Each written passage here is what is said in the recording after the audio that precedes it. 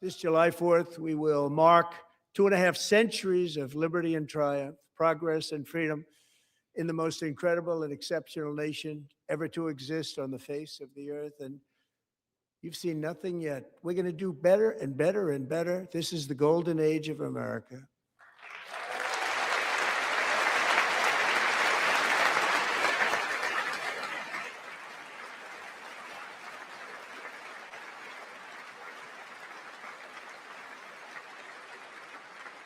When I last spoke in this chamber 12 months ago, I had just inherited a nation in crisis with a stagnant economy, inflation at record levels, a wide open border, horrendous recruitment for military and police, rampant crime at home, and wars and chaos all over the world.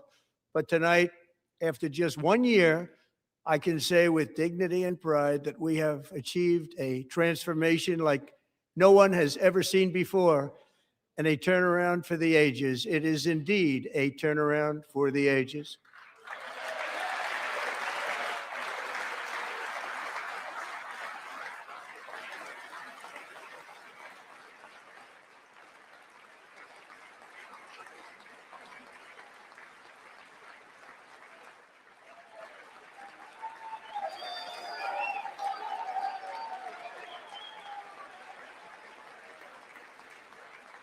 And we will never go back to where we were just a very short time ago. We're not going back.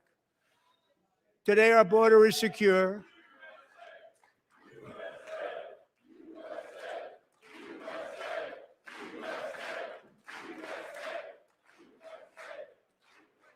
Thank you. Today, our border is secure. Our spirit is restored. Inflation is plummeting. Incomes are rising fast.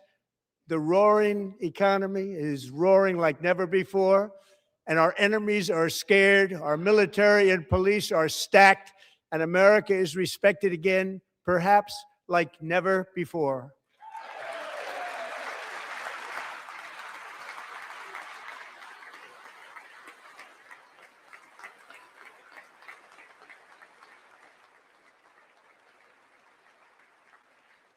After 4 years, in which millions and millions of illegal aliens poured across our borders, totally unvetted and unchecked, we now have the strongest and most secure border in American history by far.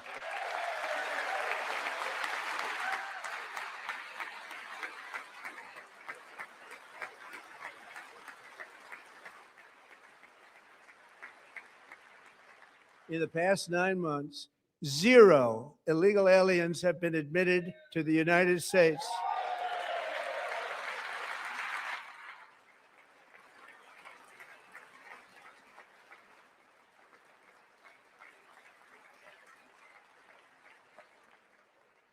But we will always allow people to come in legally, people that will love our country and will work hard to maintain our country.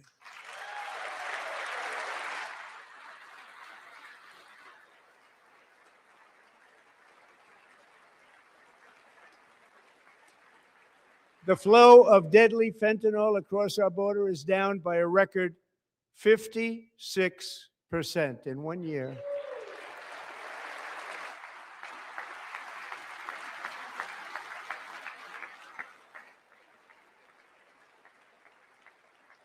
And last year, the murder rate saw its single largest decline in recorded history. This is the biggest decline, think of it, in recorded history, the lowest number in over 125 years, year 1900. In fact, substantially before my wonderful father, I had a wonderful father, Fred, before he was born, substantially before he was born.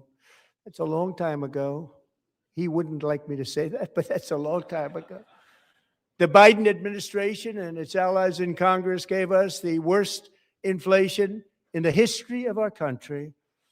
But in 12 months, my administration has driven core inflation down to the lowest level in more than 5 years. And in the last 3 months of 2025, it was down to 1.7%.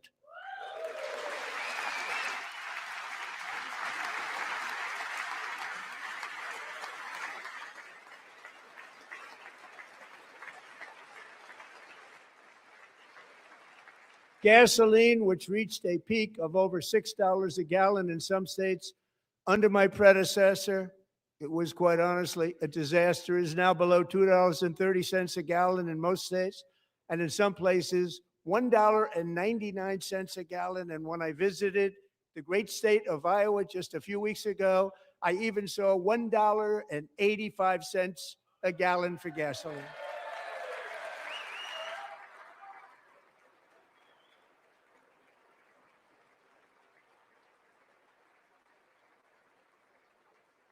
Mortgage rates are the lowest in 4 years and falling fast, and the annual cost of a typical new mortgage is down almost $5,000 just since I took office. 1 year. And low interest rates will solve the Biden-created housing problem while at the same time protecting the values of those people who already own a house that really feel rich for the first time in their lives. We want to protect those values. We want to keep those values up. We're going to do both. And we are going to keep it that way. The stock market has set 53 all-time record highs since the election. Think of that, 1 year.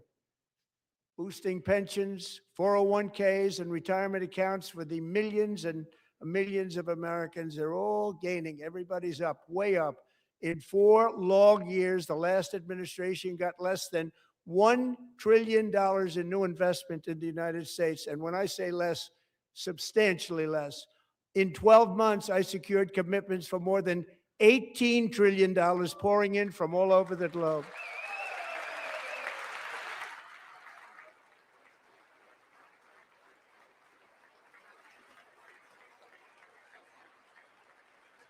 Think of it, much less than $1 trillion for 4 years versus much more than $18 trillion for 1 year. What a difference a president makes. A short time ago, we were a dead country. Now we are the hottest country anywhere in the world, the hottest.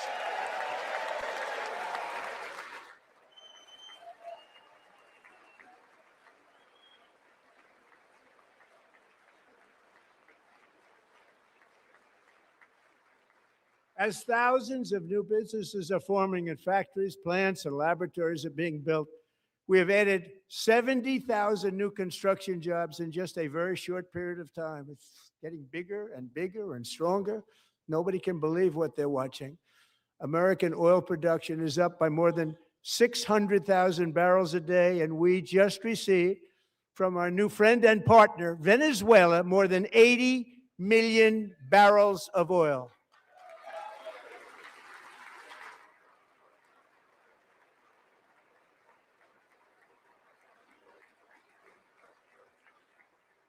American natural gas production is at an all-time high because I kept my promise to drill, baby, drill.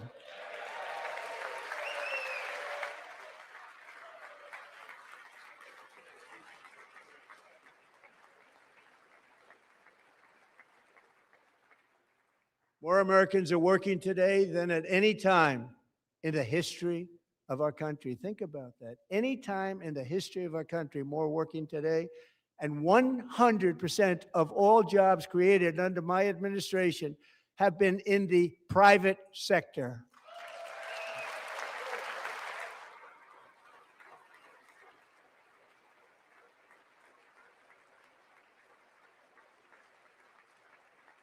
We ended DEI in America.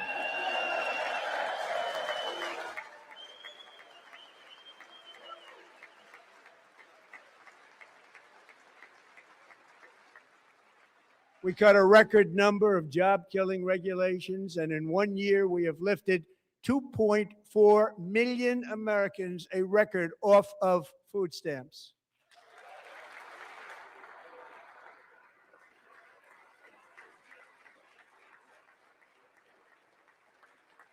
And for all of these reasons, I say tonight, members of Congress, the state of our union is strong.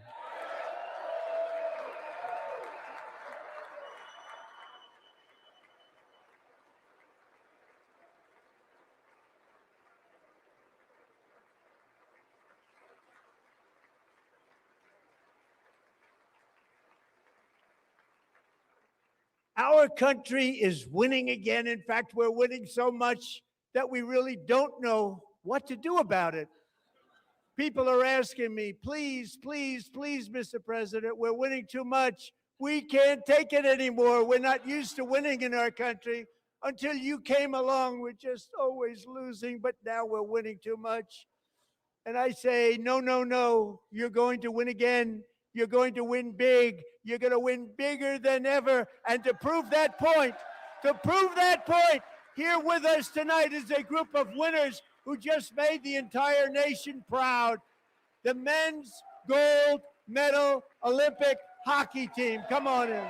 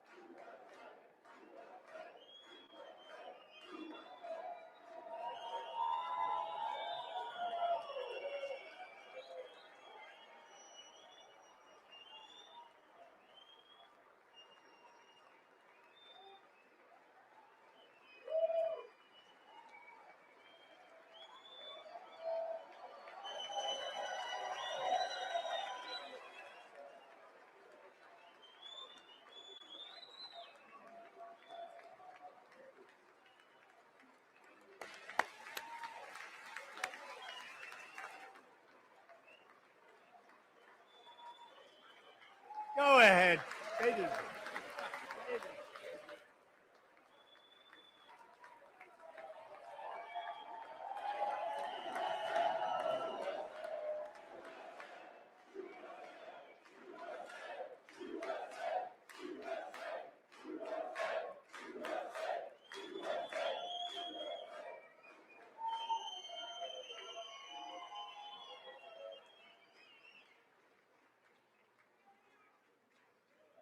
That's the first time I've ever seen them get up.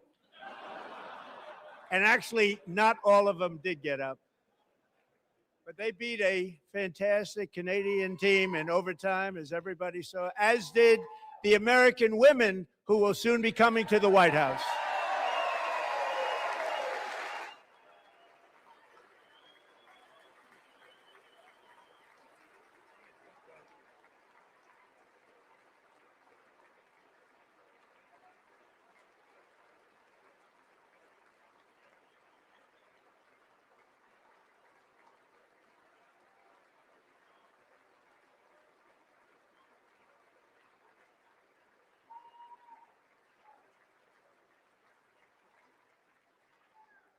They were in the Oval Office before, and I just want to say a second very big congratulations to Team USA. But I have to say that, and I told them this, and we took a vote of the team. I said, anybody votes no, I'm not doing it.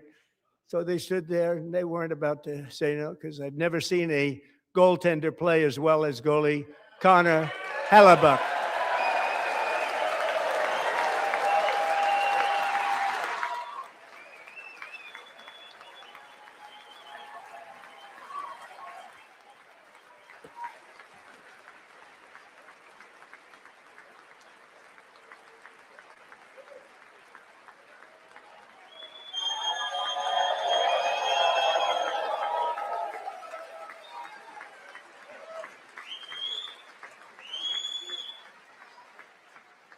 Think of it, 46 shots on goal. And I asked him, the one shot, the one where you put your stick in the back and it hit the neck of your stick and bounced off.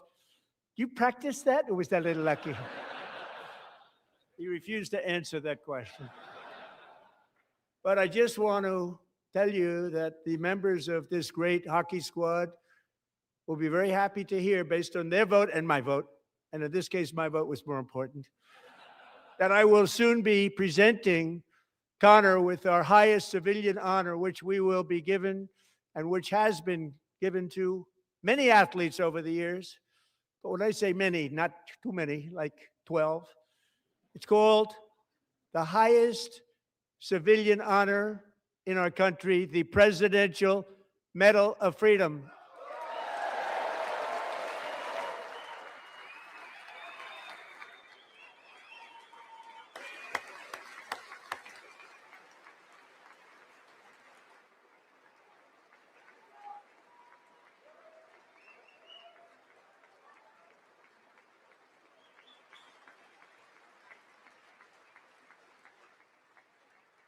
Great athletes have gotten that, very great, the best.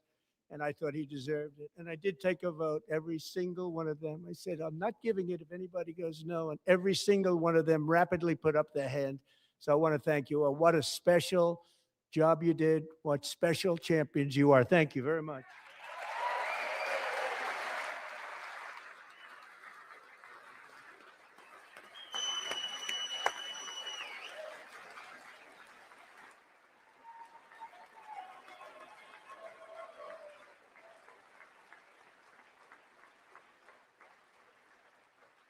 I'm also pleased to say that the next time the Olympic torch is lit, it will be here in America for the 2028 Olympics. And it's the summer version right in Los Angeles. We're going to do a good job in Los Angeles.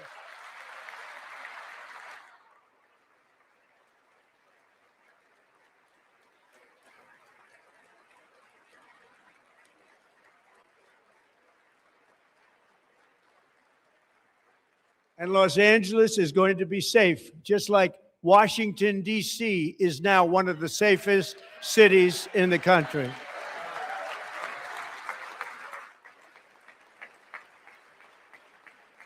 And this year, and I must say I got them both. I got them in my first term, and I was disappointed because I didn't think I'd be the president when this happened. But strange things took place. And now I've got them because I got the Olympics and I got the 2026 FIFA World Cup. And I wanted to claim the 250th, but I didn't get away with that one. I couldn't claim that one for myself.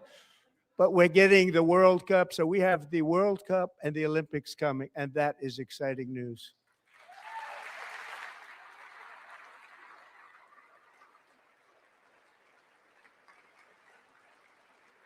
So this will be a year to celebrate our country and the heroes who have kept it free. Men like Buddy Taggart.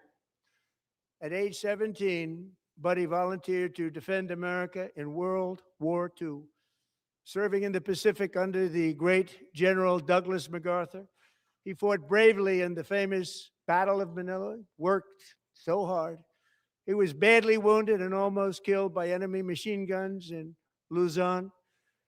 And 81 years ago this month, he liberated the largest internment camp in the Philippines, one of the largest anywhere in the world. But he earned many honors, including a Purple Heart and a Bronze Star, came home, started a family, and tonight he is in the gallery looking forward to July 4th, 2026, his 100th birthday.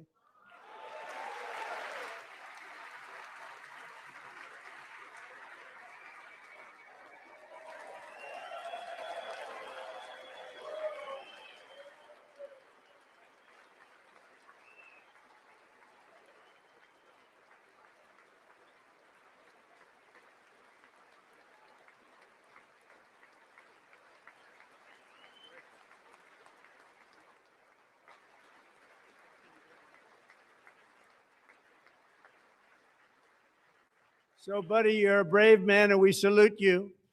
Even in times of challenge, setback, and immense heartache, the spirit of 1776 has always shone through very brightly. It was July 4th of last year when floodwaters tore through a girls' summer camp in Central Texas, one of the worst things I've ever seen. I was there, rising 26 feet in the matter of minutes, tragically claiming many, many lives. You all remember that one? As the waters threatened to sweep her away, 11-year-old Millie Kate McClymont closed her eyes and prayed to God.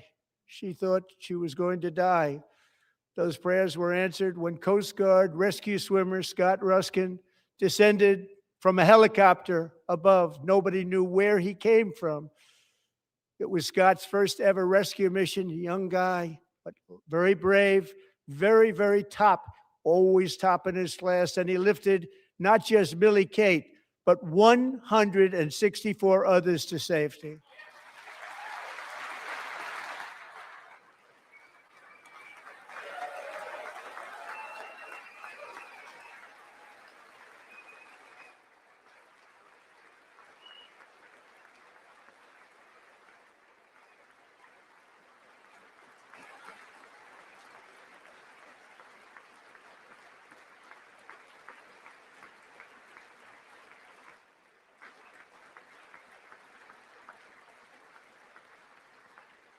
People watched Scott from a distance, and they couldn't believe what they were seeing. The winds were blowing, the rain was pouring, everything was going, and that rapid water, nobody's ever seen anything like it. They said, wow, that's something. Tonight, Scott and Millie Kate are here together, reunited for the very first time. Thank you, Scott, Millie Kate.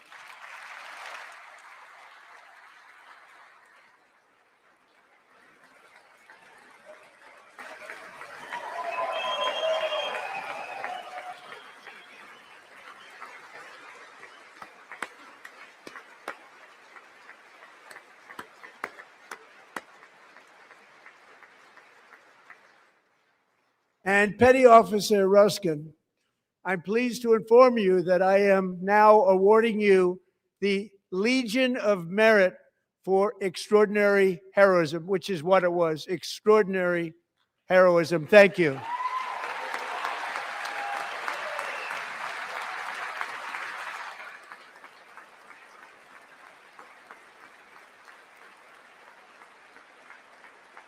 And I'd like to have the military aide to please come down and take care of the service. Military aid, thank you very much. Take care of that very important service. Thank you very much. From 1776 to today, every generation of Americans has stepped forward to defend life, liberty, and the pursuit of happiness.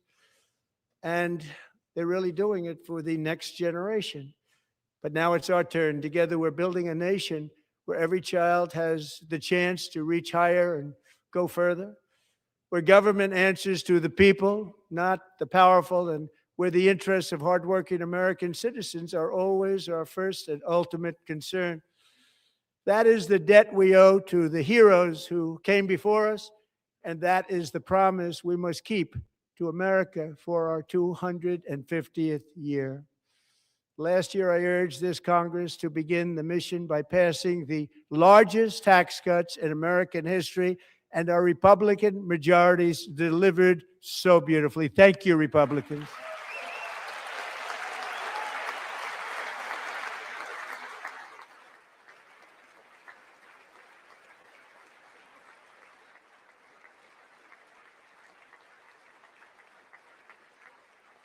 All Democrats, every single one of them, voted against these really important and very necessary massive tax cuts.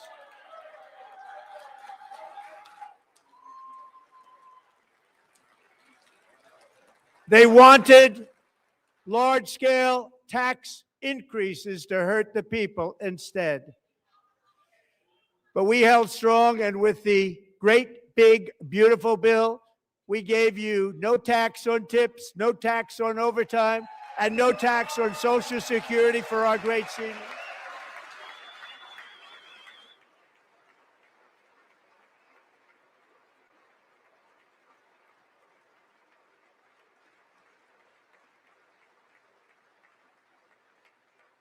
And we also made interest on auto loans tax deductible the first time, but only if the car is made in America.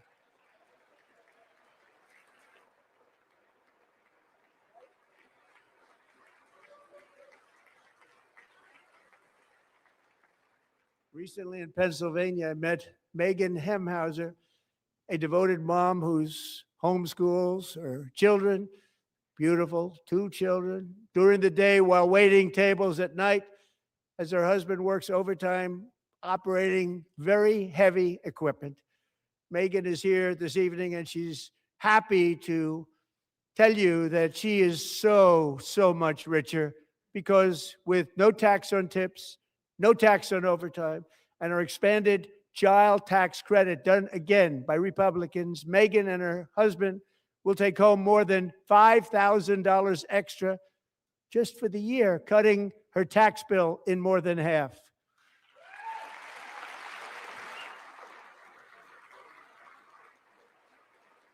Megan, please stand up. We're fighting for you, Megan. Thank you, Megan. Thank you, Megan. We're fighting for you, Megan. Under our bill, parents like Megan can also activate their children's brand new Trump accounts. And I didn't name it. I did not name it. I did not name that.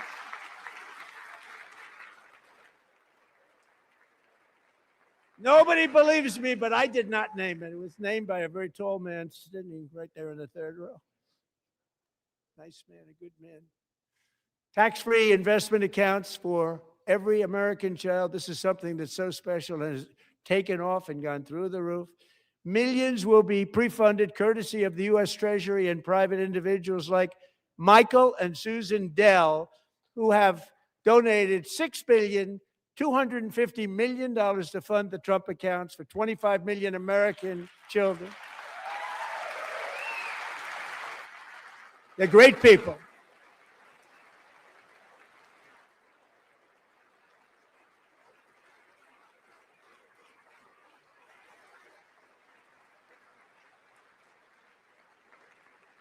You know, I asked Michael Dell, how do you make all that money? He said, well, I just sat on my dorm in school and I made computers and I'd sell them to people.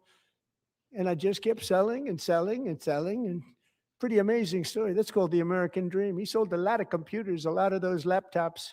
So I congratulate him on that. But I really thank him and Susan, as well as others like Brad Gerstner, a very tremendous guy. He was behind it right from the beginning. Brad Gerstner. Thank you, Brad.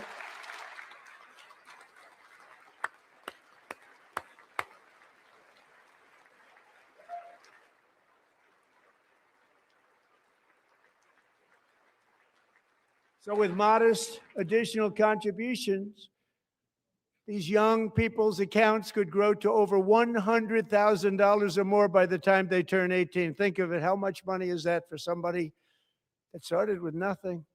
Over 100,000, could be much more than that. To make this investment in our children's future, go to trumpaccounts.gov, trumpaccounts.gov. And a lot of people are doing it. It's setting every record in the book. It's popular. They knew what it was going to take. I'm so proud of them. I'm so proud of the people that got it started. And now it's just taken off. One of the primary reasons for our country's stunning economic turnaround, the biggest in history, where the Dow Jones broke 50,000 4 years ahead of schedule, and the S&P hit 7,000, where it wasn't supposed to do it for many years, were tariffs. I used these tariffs, took in hundreds of billions of dollars to make great deals for our country, both economically and on a national security basis. Everything was working well. Countries that were ripping us off for decades are now paying us hundreds of billions of dollars. They were ripping us so badly, you all know that. Everybody knows it. Even the Democrats know it. They just don't want to say it. And yet these countries are now happy, and so are we. We made deals. The deals are all done. And they're happy. They're not making money like they used to, but we're making a lot of money. There was no inflation, tremendous growth. And the big story was how Donald Trump called the economy correctly, and 22 Nobel Prize winners in economics didn't. They got it totally wrong. They got it really wrong. And then just 4 days ago, an unfortunate ruling from the United States Supreme Court. It just came down. It came down. Very unfortunate ruling. But the good news is that almost all countries and corporations want to keep the deal that they already made, right, Scott? Knowing that the legal power that I, as president, have to make a new deal could be far worse for them, and therefore they will continue to work along the same successful path that we had negotiated before the Supreme Court's unfortunate involvement. So despite the disappointing ruling, these powerful country-saving, it's saving our country, the kind of money we're taking in, peace-protecting. Many of the wars I settled was because of the threat of tariffs. I wouldn't have been able to settle them without. Will remain under fully approved and tested alternative legal statutes. And they have been tested for a long time. They're a little more complex, but they're actually probably better, leading to a solution that will be even stronger than before. Congressional action will not be necessary. It's already time tested and approved. And as time goes by, I believe the tariffs paid for by foreign countries will, like in the past, substantially replace the modern-day system of income tax, taking a great financial burden off the people that I love.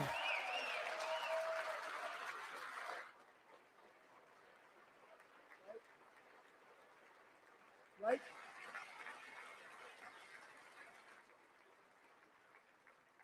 Moving forward, factories, jobs, investment, and trillions of dollars will continue pouring into the United States of America because we finally have a president who puts America first. Put America first. I love America.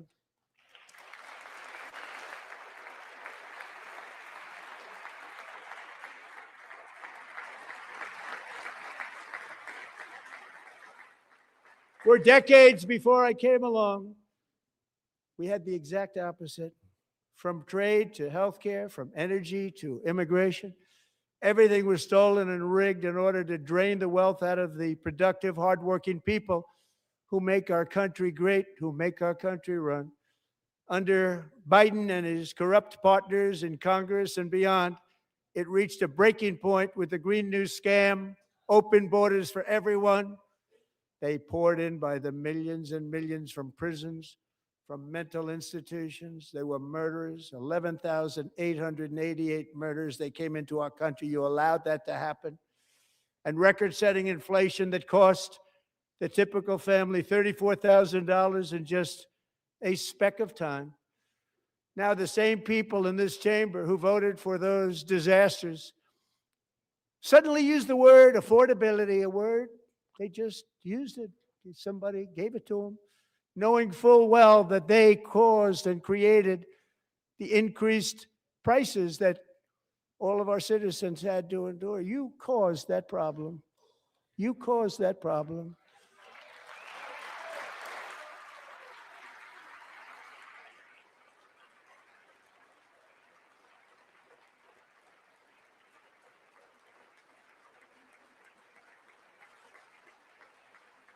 They knew their statements were a lie. They knew it.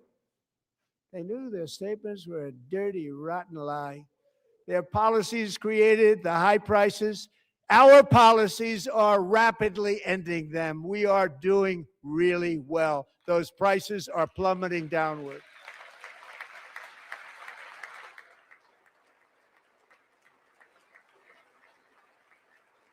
The price of eggs is down 60%, Madam Secretary. Thank you. The cost of chicken, butter, fruit, hotels, automobiles, rent is lower today than when I took office by a lot. And even beef, which was very high, is starting to come down significantly. Just hold on a little while. We're getting it down. And soon you will see numbers that few people would think were possible to achieve just a short time ago. Nobody can believe when they see the kind of numbers, and especially energy, when they see energy going down to numbers like that, they cannot believe it. It's like another big tax cut. I'm also confronting one of the biggest ripoffs of our times, the crushing cost of health care caused by you. Since the passage of the Unaffordable Care Act, sometimes referred to as Obamacare, big insurance companies have gotten rich. It was meant for the insurance companies, not for the people. With our government giving them hundreds and hundreds of billions of dollars a year as their stock prices soared 1,000, 1,200, 1,400, and even 1,700%, like nothing else. That's why I introduced the great healthcare plan. I want to stop all payments to big insurance companies and instead give that money directly to the people so they can buy their own health care, which will be better health care at a much lower cost.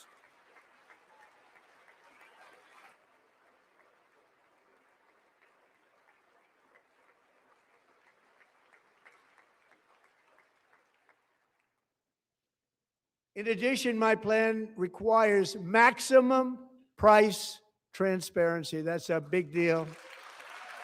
Sounds so simple, so big. And I did that in my first term, and the Democrats immediately terminated it with full knowledge that they were doing a very bad thing for the people. Costs were going to go way up, and that's what happened. And now I'm bringing them way down on healthcare and everything else. I'm also ending the wildly inflated cost of prescription drugs like has never happened before.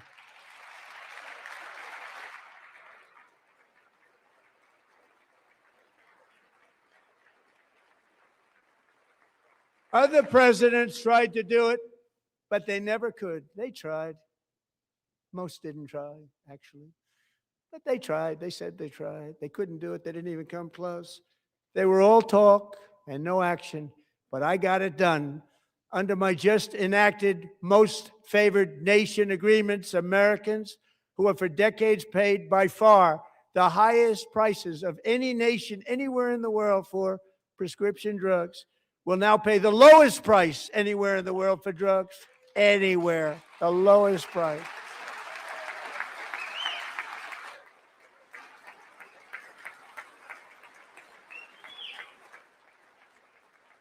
So in my first year of the second term, should be my third term, but strange things happen. I took prescription drugs, a very big part of healthcare, from the highest price in the entire world to the lowest. That's a big achievement. The result is price differences of 300, 400, 500, 600% and more, all available right now at a new website called TrumpRx.gov. And I didn't name that one either, by the way.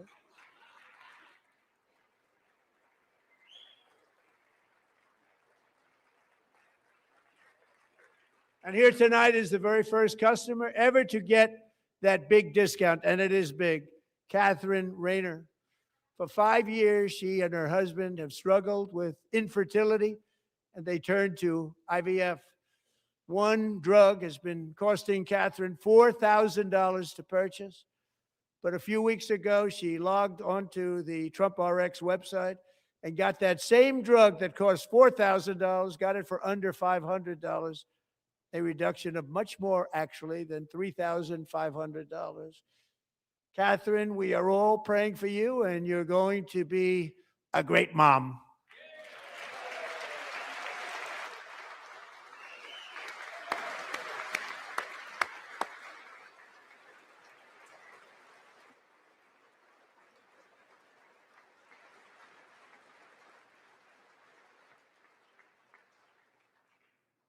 So now I'm calling on Congress to codify my most favored nation program into law. Now, the one thing I'm not sure it matters because it's going to be very hard for somebody that comes along after me to say, let's raise drug prices by 700 or 800%. But John and Mike, if you don't mind, codify it anyway. They may do it. Codify it anyway. Thank you. Many Americans are also concerned that energy demand from AI data centers could unfairly drive up their electric utility bills. Tonight, I'm pleased to announce that I have negotiated the new Ratepayer Protection Pledge. You know what that is?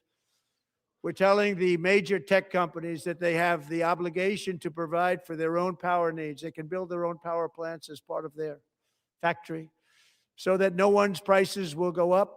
And in many cases, prices of electricity will go down for the community and very substantially down. This is a unique strategy never used in this country before. We have an old grid. It could never handle the kind of numbers, the amount of electricity that's needed. So I'm telling them they can build their own plant. They're going to produce their own electricity. It will ensure the company's ability to get electricity while at the same time lowering prices of electricity for you, and could be very substantial for all of you cities and towns. You're going to see some good things happen over the next number of years. Another pillar of the American dream that has been under attack is home ownership. With us tonight is Rachel Wiggins, a mom of two from Houston. She placed bids on 20 homes and lost all of those bids to gigantic investment firms that bypassed inspection, paid all cash, and turned those houses into rentals, stealing away her American dream. She was devastated. Stories like this are why last month I signed executive order to ban large Wall Street investment firms from buying up in the thousands single-family homes.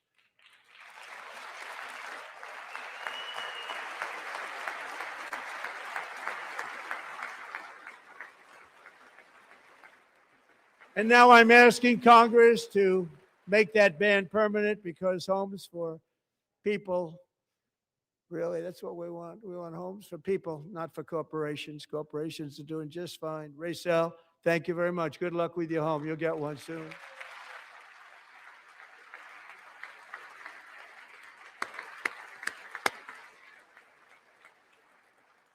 We're also working to make it easier for Americans to save for retirement.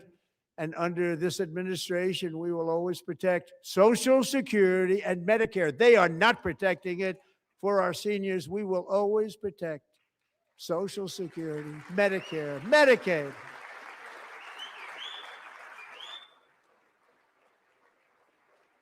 Since I took office, the typical 401k balance is up by at least $30,000. That's a lot of money.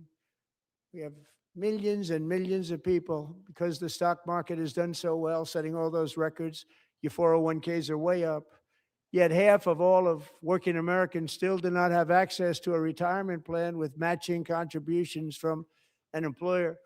To remedy this gross disparity, I'm announcing that next year my administration will give these often forgotten American workers, great people, the people that built our country, access to the same type of retirement plan offered to every federal worker. We will match your contribution with up to $1,000 each year. As we ensure that all Americans can profit from a rising stock market, let's also ensure that members of Congress cannot corruptly profit from using insider information.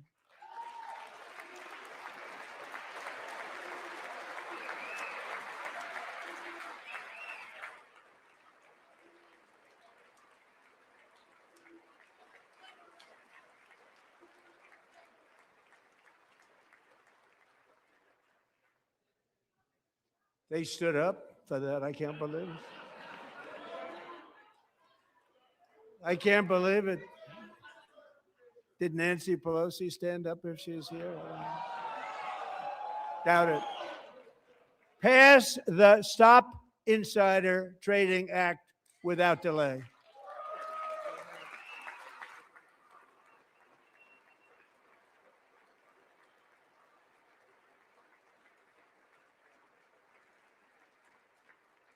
I wasn't sure if anybody, even on this side, was going to applaud for that. I'm very impressed. Thank you. I'm very impressed. But when it comes to the corruption that is plundering, it's plundering America. There's been no more stunning example than Minnesota, where members of the Somali community have pillaged an estimated $19 billion from the American taxpayer. Oh, we have all the information. And in actuality, the number is much higher than that. And California, Massachusetts, Maine, and many other states are even worse. This is the kind of corruption that shreds the fabric of a nation, and we are working on it like you wouldn't believe. So tonight, although started 4 months ago, I am officially announcing the war on fraud to be led by our great Vice President, J.D. Vance.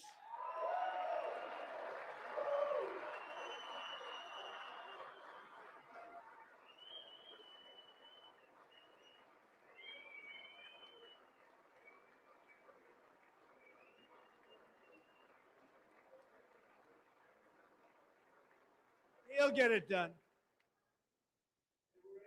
Find enough of that fraud, we will actually have a balanced budget overnight. It'll go very quickly.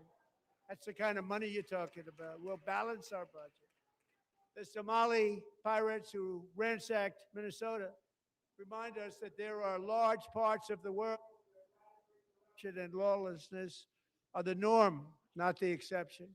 Importing these cultures through unrestricted immigration and open borders brings those problems right here to the USA. And it is the American people who pay the price in higher medical bills, car insurance rates, rent, taxes, and perhaps most importantly, crime. We will take care of this problem. We're going to take care of this problem. We are not playing games. Delilah.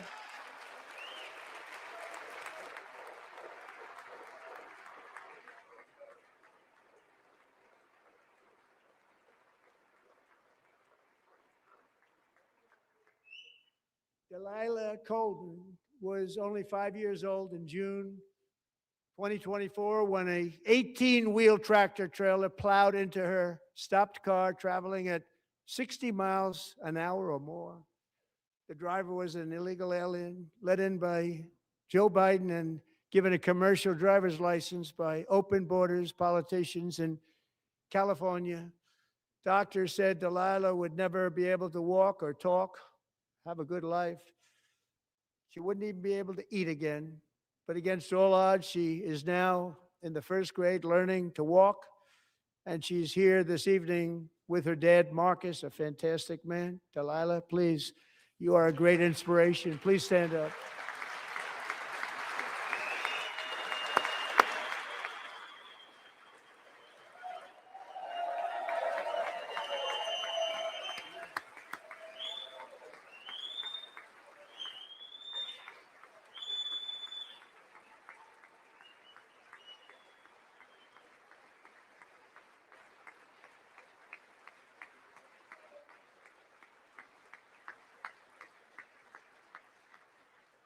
Thank you, Delilah. Many, if not most, illegal aliens do not speak English and cannot read even the most basic road signs as to direction, speed, danger, or location. That's why tonight I'm calling on Congress to pass what we will call the Delilah Law, barring any state from granting commercial driver's licenses to illegal aliens.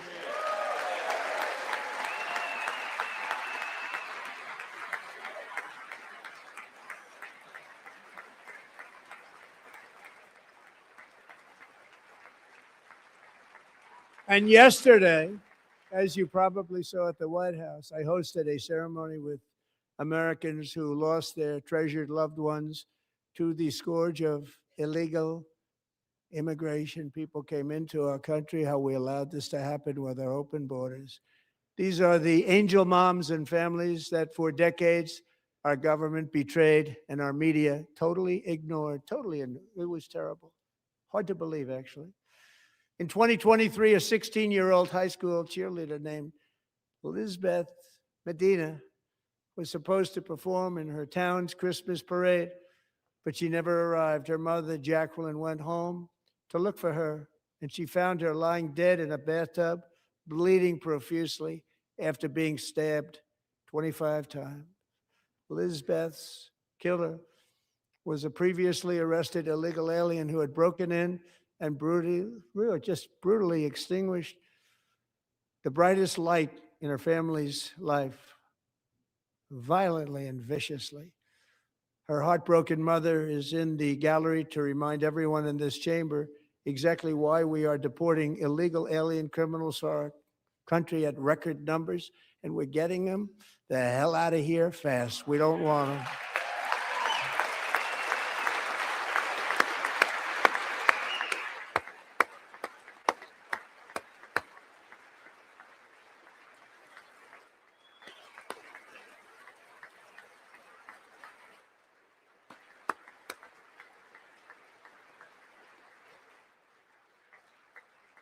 Thank you very much, Jacqueline. Thank you. We can never forget that many in this room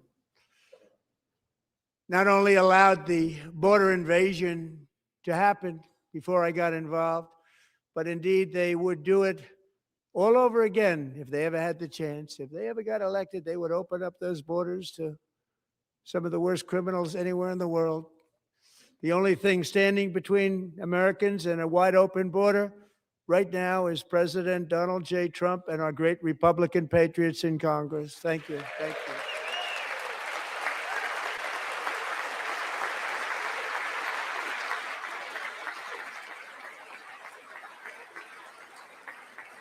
As we speak, Democrats in this chamber have cut off all funding for the Department of Homeland Security. It's all cut off. It's all cut off. They have instituted another Democrat shutdown, the first one costing us 2 points on GDP. 2 points we lost on GDP, which probably made them quite happy, actually. Now they have closed the agency responsible for protecting Americans from terrorists and murderers. Tonight I'm demanding the full and immediate restoration of all funding for the border security, homeland security of the United States, and also for helping people clean up their snow. We have no money because of the Democrats, and it would be nice. We'd love to give you a hand at cleaning it up, but you gave no money. Nobody's getting paid. It's a shame. So you have to think about it. We have, in case you didn't know, a pretty large snowstorm out there. One of the great things about the State of the Union is how it gives Americans the chance to see clearly what their representatives really believe. So tonight, I'm inviting every legislator to join with my administration in reaffirming a fundamental principle. If you agree with this statement, then stand up and show your support.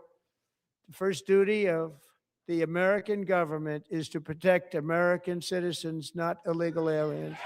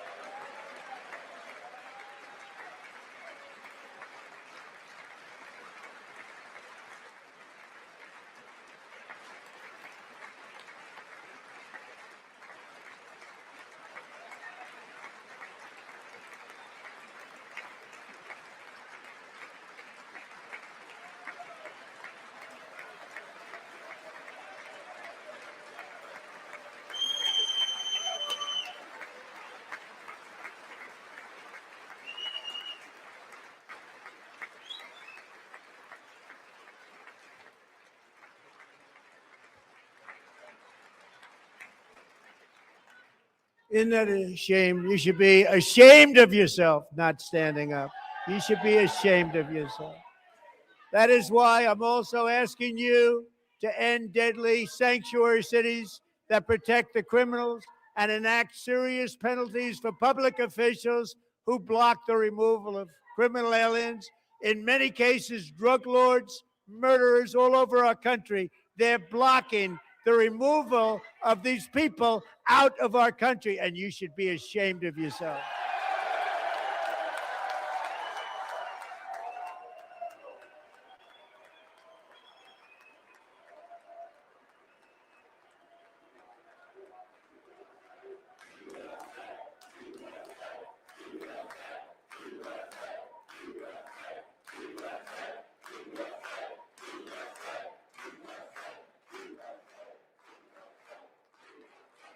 And perhaps most importantly, I'm asking you to approve the Save America Act.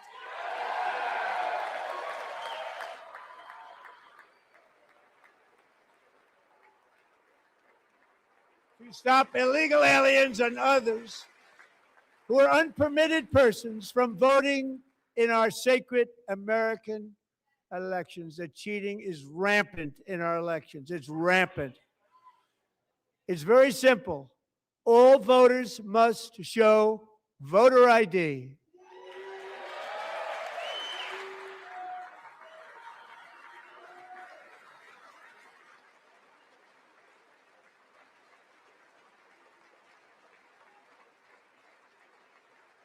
All voters must show proof of citizenship in order to vote.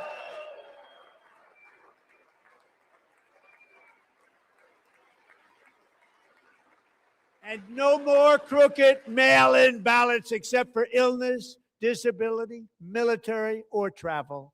None.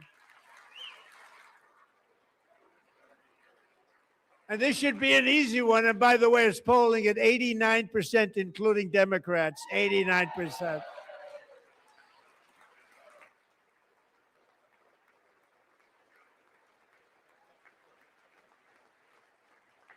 And even the new communist mayor of New York City, I think he's a nice guy, actually. Speak to him a lot. Bad policy, but nice guy. Just said they want people to shovel snow. They got hit hard. Wants them to shovel snow, but if you apply for that job, you need to show 2 original forms of ID and a Social Security card. Yet they don't want identification for the greatest privilege of them all, voting in America. No, it's no good. No good. Both Republicans and Democrats overwhelmingly agree on the policy that we just enunciated. And Congress should unite and enact this common sense, country-saving legislation right now, and it should be before anything else happens.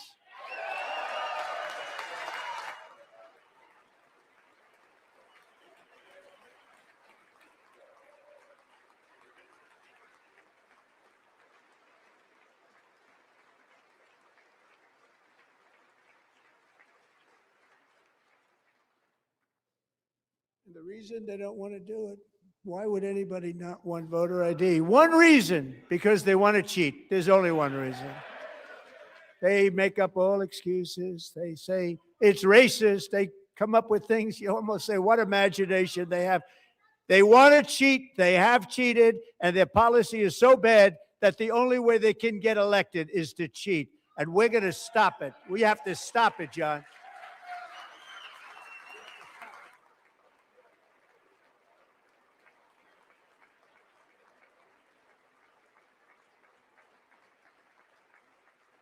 And here is one more opportunity to show common sense in government.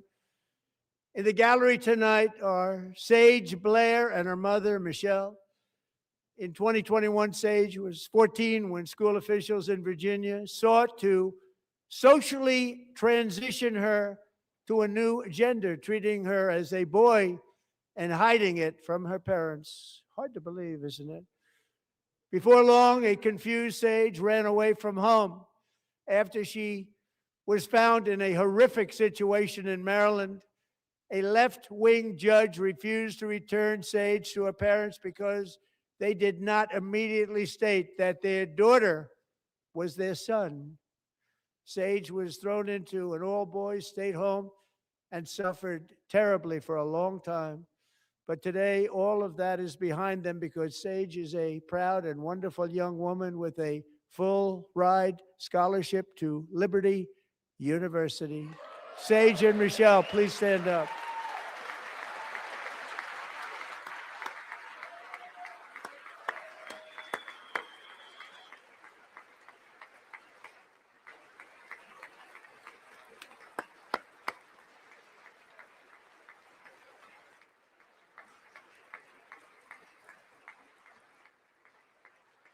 And thank you for your great bravery. And who can believe that we're even speaking about things like this? 15 years ago, if somebody was up here and said that, they'd say, what's wrong with him? But now we have to say it because it's going on all over numerous states without even telling the parents. But surely we can all agree no state can be allowed to rip children from their parents' arms and transition them to a new gender against the parents' will. Who would believe that we're even talking about this? We must ban it, and we must ban it immediately.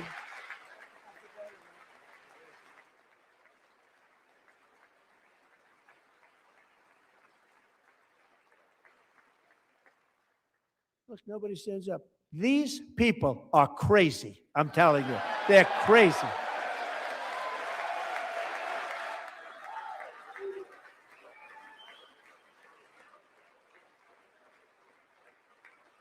Amazing. Incredible. Boy, oh boy. We're lucky we have a country. With people like this, Democrats are destroying our country, but we've stopped it just in the nick of time, didn't we? Huh?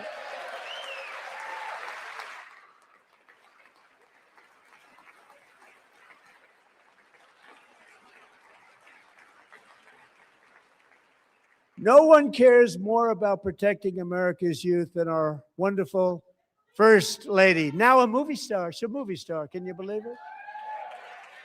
Who would have believed that? Over the past year, she has had an incredible impact championing AI legislation, advancing a landmark executive order on foster care, and helping secure $30 million to launch the Melania Trump Foster Youth to Independence Initiative. It's a tremendous, really a tremendous thing that happened and had a lot of bipartisan support. She gets much better bipartisan support than I do. I get none. She gets a lot.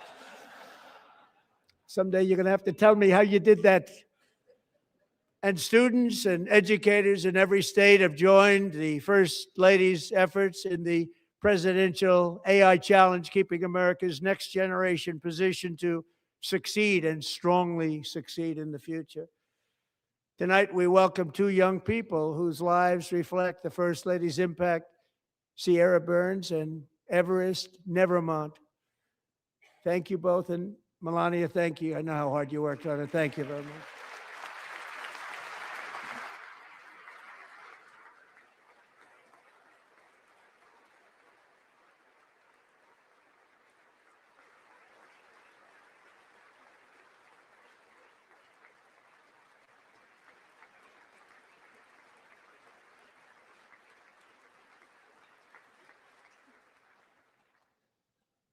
I'm very proud to say that during my time in office, both the first 4 years and in particular this last year, there has been a tremendous renewal in religion, faith, Christianity, and belief in God.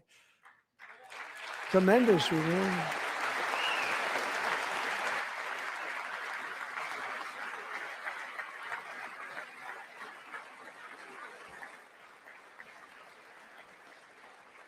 This is especially true among young people, and a big part of that had to do with my great friend, Charlie Kirk, a great guy, great man.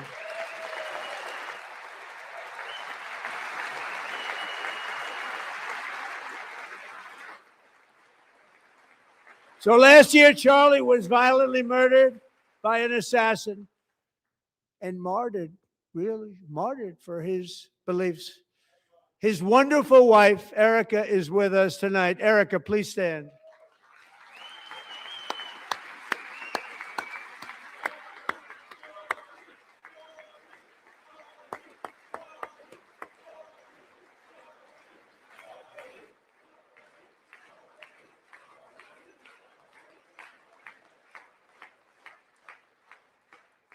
Thank you, Erica. Been through a lot. In Charlie's memory, we must all come together to reaffirm that America is one nation under God, and we must totally reject political violence of any kind.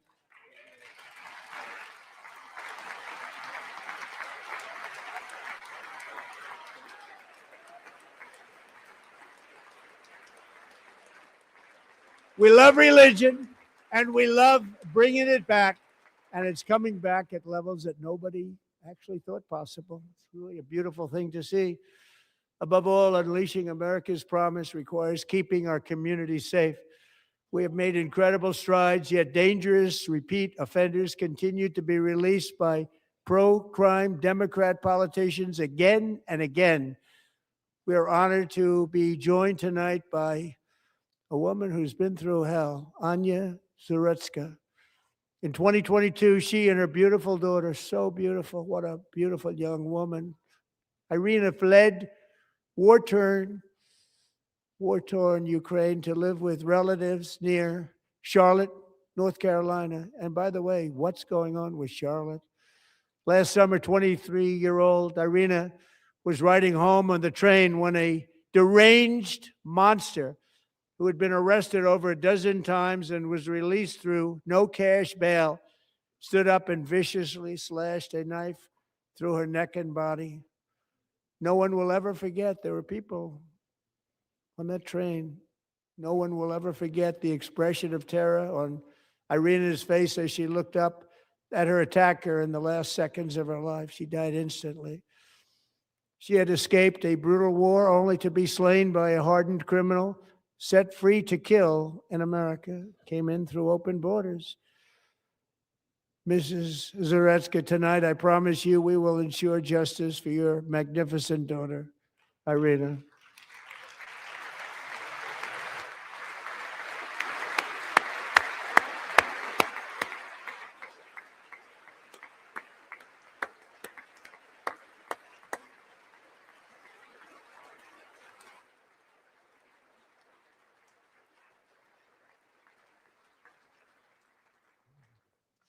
How do you not stand? How do you not stand? I'm asking this Congress to pass tough legislation to ensure that violent and dangerous repeat offenders are put behind bars, and importantly, that they stay there.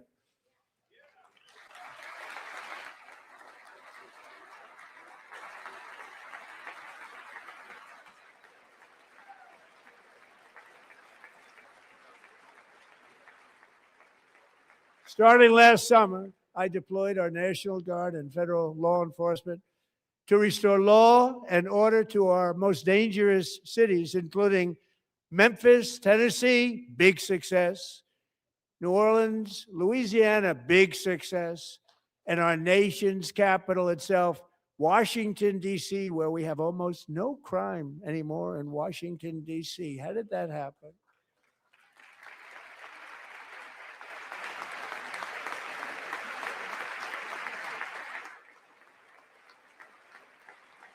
In fact, crime in Washington is now at the lowest level ever recorded, and murders in D.C. this January were down close to 100% from a year ago.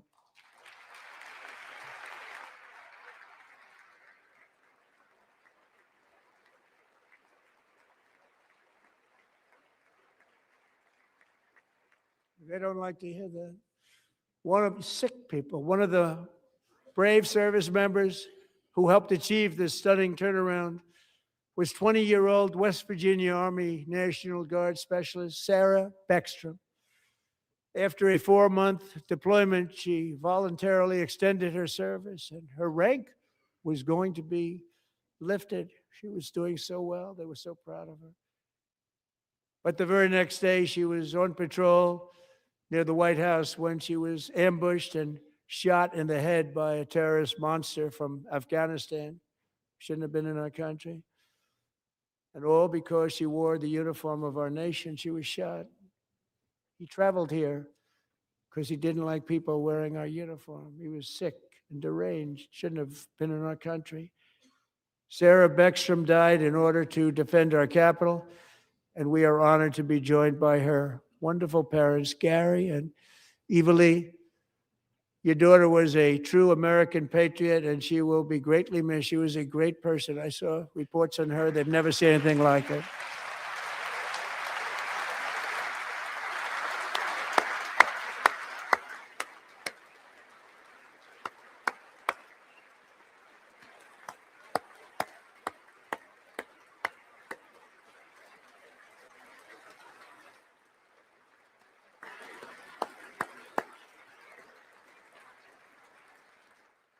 So sorry. Thank you very much.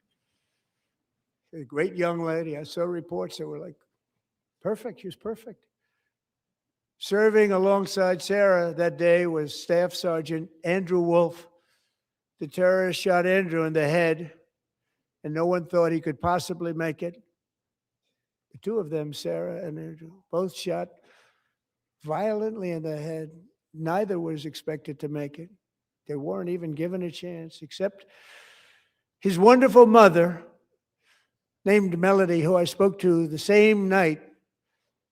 And she was so positive. The doctors thought that Andrew was gone. But his mother said, no, Mr. President, Andrew will be fine. He's going to make it. I've never seen anything like it. I mean, he was given almost no chance. She said, I have no doubt, sir, he's going to be okay. This was a conversation that I had with her that night, with her son laying helplessly in bed, blood all over.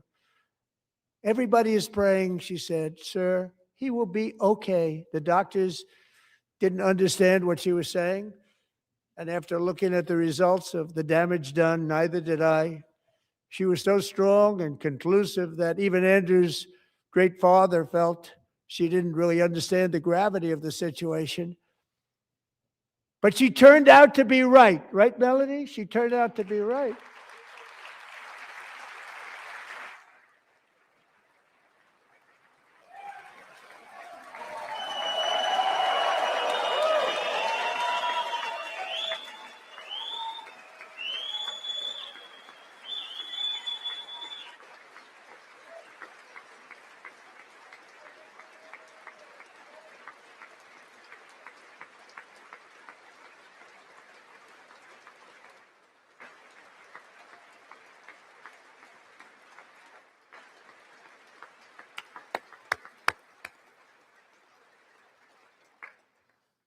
Amazing, actually. I said, where does this woman come from? She's the most positive person I've ever met. With God's help, Andrew has battled back from the edge of death, and we're talking about the edge of death, on his way to a miraculous recovery. He's got a little work to do, but he's doing great. Nice to see you. He's a good-looking guy. Nice to see you. Thanks, Andrew. Thank you very much.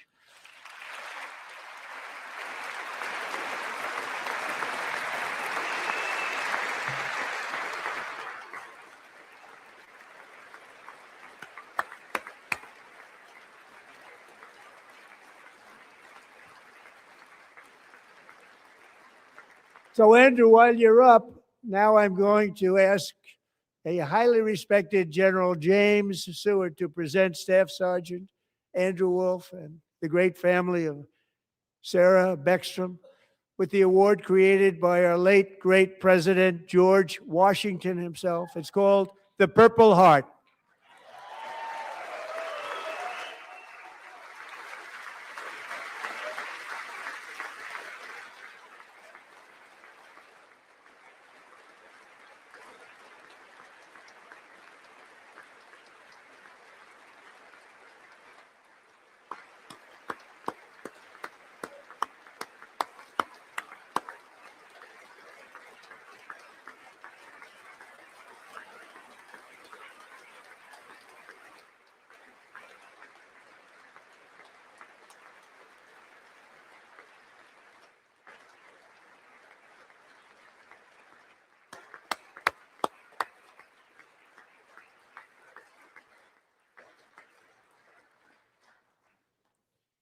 We love you all. Love you. We're proudly restoring safety for Americans at home, and we are also restoring security for Americans abroad. Our country has never been stronger. In my first 10 months, I ended 8 wars, including Cambodia. Isn't it funny? Sick people. Cambodia and Thailand, Pakistan and India. Would have been a nuclear war. 35 million people, said the Prime Minister of Pakistan, would have died if it were not for my involvement. Kosovo and Serbia, Israel and Iran, Egypt and Ethiopia, Armenia and Azerbaijan, the Congo and Rwanda, and of course the war in Gaza, which proceeds at a very low level. It's just about there. And I want to thank Steve Witkoff and Jared Kushner for your help. Thank you, Steve. Thank you, Jared.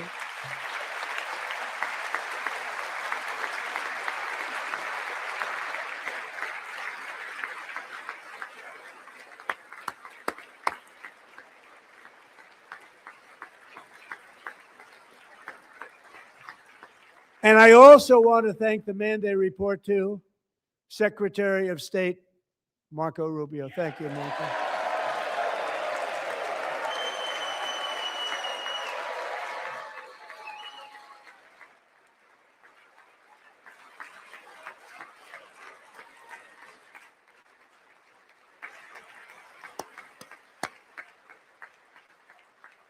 People like you. You know, Marco got 100% of the votes when he was in confirmation. I think our next one was about 54%. And some of the Democrats are now saying, I can't believe we approved that guy. And he said it's an honor that they feel that way, right, Marco? You have done a great job, great Secretary of State. I think he'll go down as the best ever.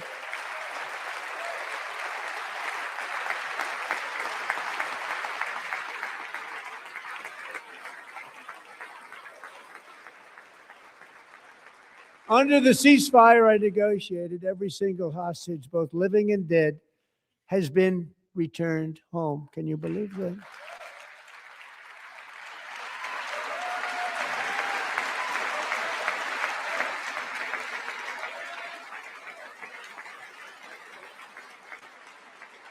Nobody thought it was possible. Nobody thought that was possible. Both living and dead. And those parents who had a dead son, their boy, they'd always tell me their boy, they wanted him as much as though he were living. It was an amazing period of time. They came back, and when we got all of the living hostages back, and many, many before them, but I always said those last 20 are going to be very tough, but we got many, many more, hundreds. But I said those last 20 are going to be tough. We got them back, but we only got back 14 or 15 of the dead of the 28. And believe it or not, Hamas worked along with Israel, and they dug and they dug and they dug. It's a tough thing to do, going through bodies all over, passing up 100 bodies sometimes for each one that they found. Tough job. And they finally got it back to 27. And then Steve and Jared, they got it back to 28. They found all 28. Nobody thought that was possible, but we did it. And I remember the family of the 28th. They were so grieved, but they were so happy as it's possible to be. They had their boy back. The mother said, "Sir, we have our boy back." What a period of time that was, but we got them all back. So thank you both very much. Great job.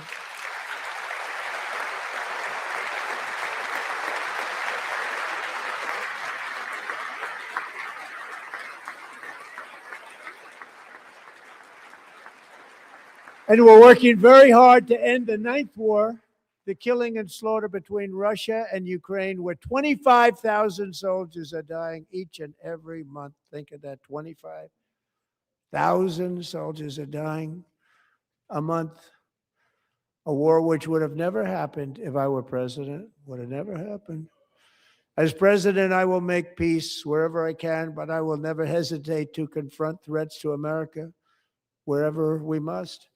That's why in a breakthrough operation last June, the United States military obliterated Iran's nuclear weapons program with an attack on Iranian soil known as Operation Midnight Hammer.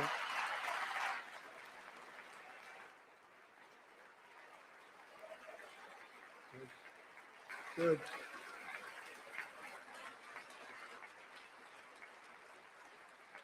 For decades, it had been the policy of the United States never to allow Iran to obtain a nuclear weapon. Many decades. Since they seized control of that proud nation 47 years ago, the regime and its murderous proxies have spread nothing but terrorism and death and hate. They've killed and maimed thousands of American service members and hundreds of thousands and even millions of people with what's called roadside bombs. They were the kings of the roadside bomb. And we took out Soleimani. I did that during my first term. Had a huge impact. He was the father of the roadside bomb.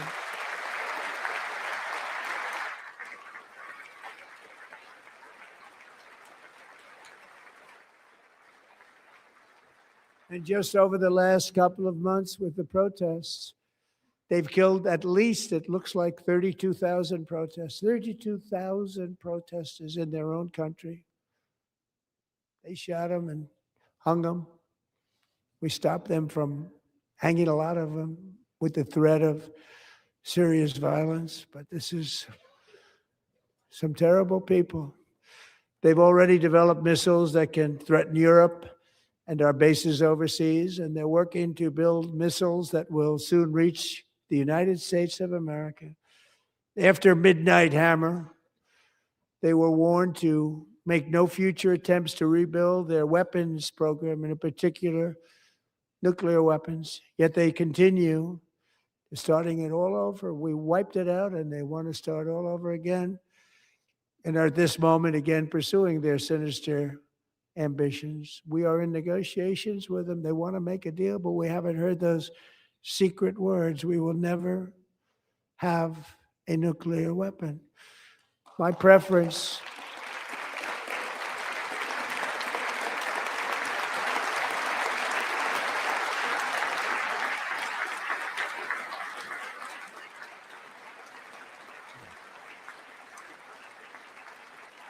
My preference is to solve this problem through diplomacy.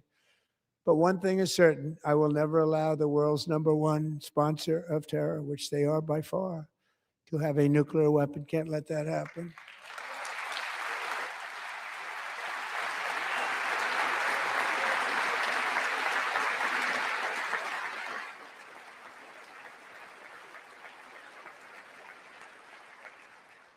And no nation should ever doubt America's resolve. We have the most powerful military on earth. I rebuilt the military in my first term.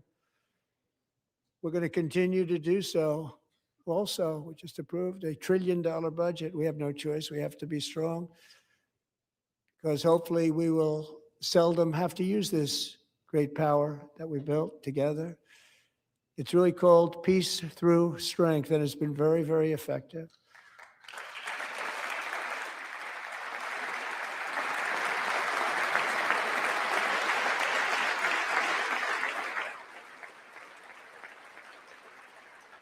So thanks to Republicans in Congress who are investing that record number of dollars, have no choice, in the United States Armed Forces. Also creating a lot of jobs, but we're not even doing it for that reason. Because as I said, we have more jobs, more people working today than ever before in the history of our country.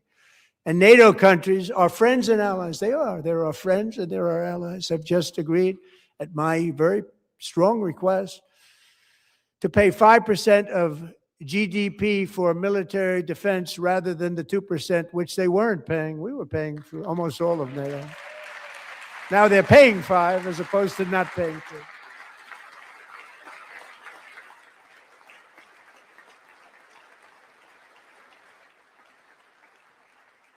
And getting that 5% was something which everyone said would never be done, could not happen. We got it really easily. One meeting. And big difference between 2% that's not paid. We were paying the freight of many of them. Very few were paid up. Now 5%, then they're paid. And everything we send over to Ukraine is sent through NATO, and they pay us in full. They pay us totally in full. Every branch of our armed forces is setting records for recruitment. This is so exciting. And every service member recently.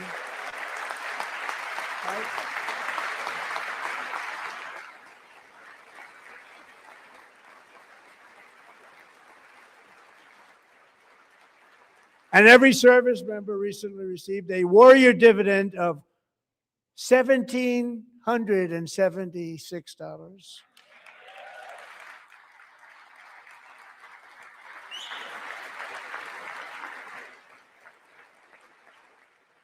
You know, they put it on my desk. We got the money from tariffs and other things, a lot of money we have. We have much more money than people understand. Have to rebuild that program a little bit, but it won't take long. But we got the money, and it was $1,775, and they wanted my approval.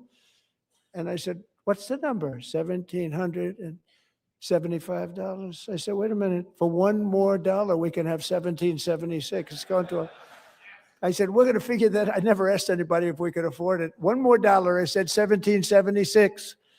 And I said, that's good. And I'll tell you what, our military, that was 4 months ago, our military, I never see a person in the military that doesn't thank me for it. So we're honored to do it. They deserve it. And we call it 1776. It was great. And we love our military. We love our law enforcement.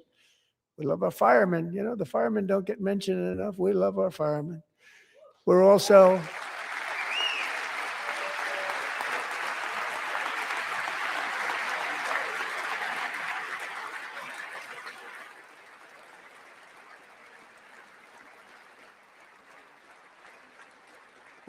restoring American security and dominance in the Western Hemisphere, acting to secure our national interests and defend our country from violence, drugs, terrorism, and foreign interference. For years, large swaths of territory in our region, including large parts of Mexico, really large parts of Mexico, have been controlled by murderous drug cartels. That's why I designated these cartels as foreign terrorist organizations, and I declared illicit fentanyl as a weapon of mass destruction.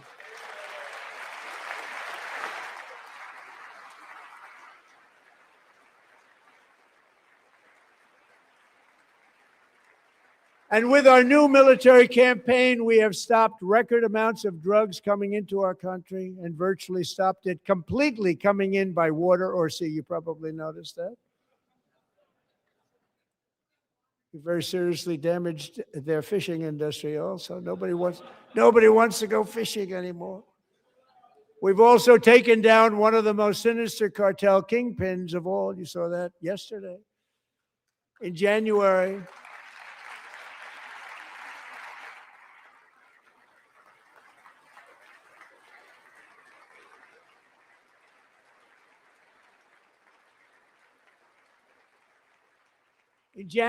elite American warriors carried out one of the most complex, spectacular feats of military competence and power in world history. No one's seen anything like it. Foreign leaders, I won't tell you who, called me and they said, very impressive, very impressive. They couldn't believe, they all watched, they saw what happened. This is a different fighting force that we had years ago when we fought to tie. It's a great fighting force. I'm so proud of it. Look at Space Force. Space Force is my baby because we did that. My baby is becoming so important.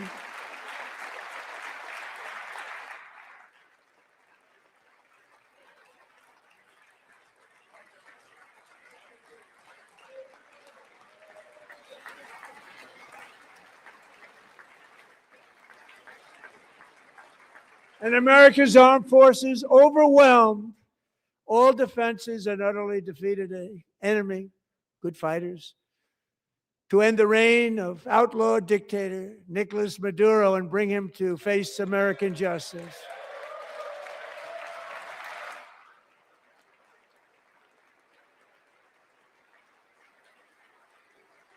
And this was an absolutely colossal victory for the security of the United States, and it also opens up a bright new beginning for the people of Venezuela.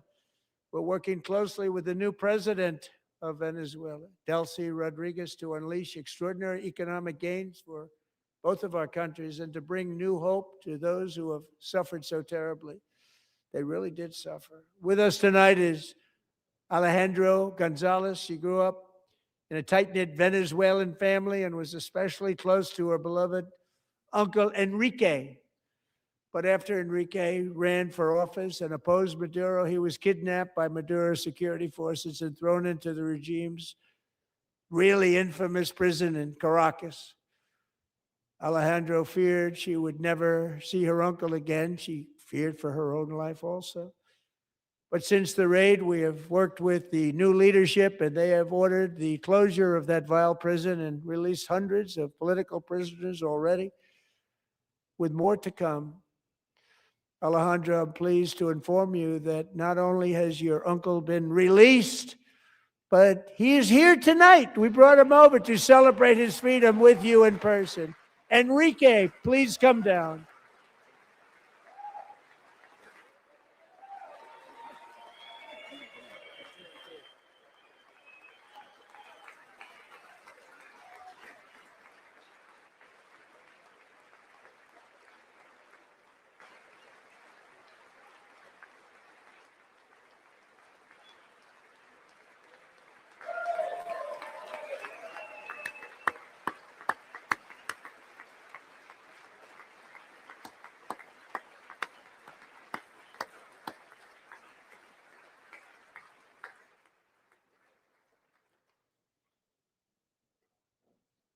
Thank you, Enrique. Have a good time.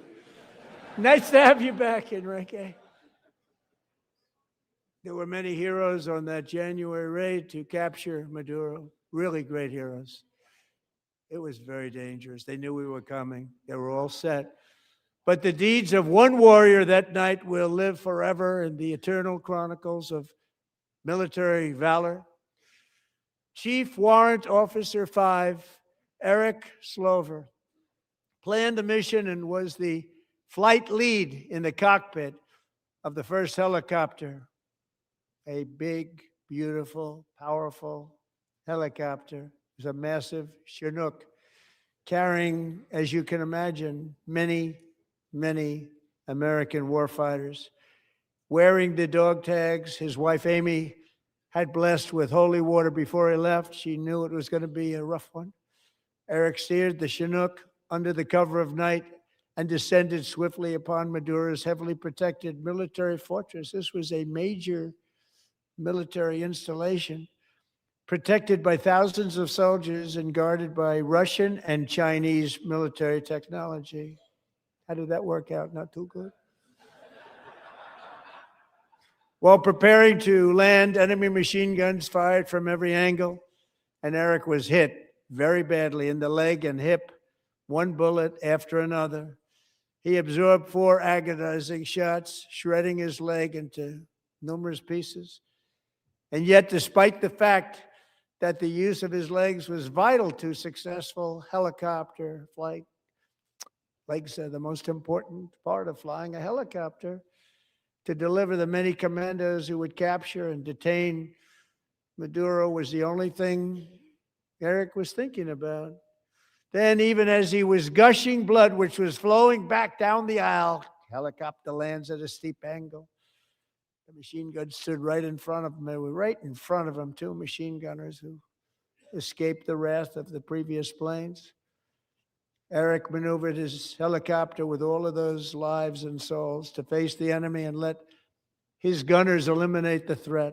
Turned the helicopter around so the gunners could take care of business, saving the lives of his fellow warriors from what could have been a catastrophic crash deep in enemy territory. Only after safely landing the helicopter with all the warriors aboard in the exact right spot, which was vital to the mission. We probably would have had to maybe cancel the mission if that didn't happen. Eric told his co-pilot, also wounded, but not as gravely, to take over. I'm about ready to pass out. The success of the entire mission and the lives of his fellow warriors hinge on Eric's ability to take the searing pain. It was unbelievable what's happened to his legs of the bullets and keep on flying and landing, and people knew what was happening. Everybody in the back of the helicopter knew because they saw the blood pouring down the aisle. Chief Warrant Officer Slover is still recovering from his serious wounds, but I'm thrilled to say that he is here tonight with his wife, Amy. Eric and Amy, come on in.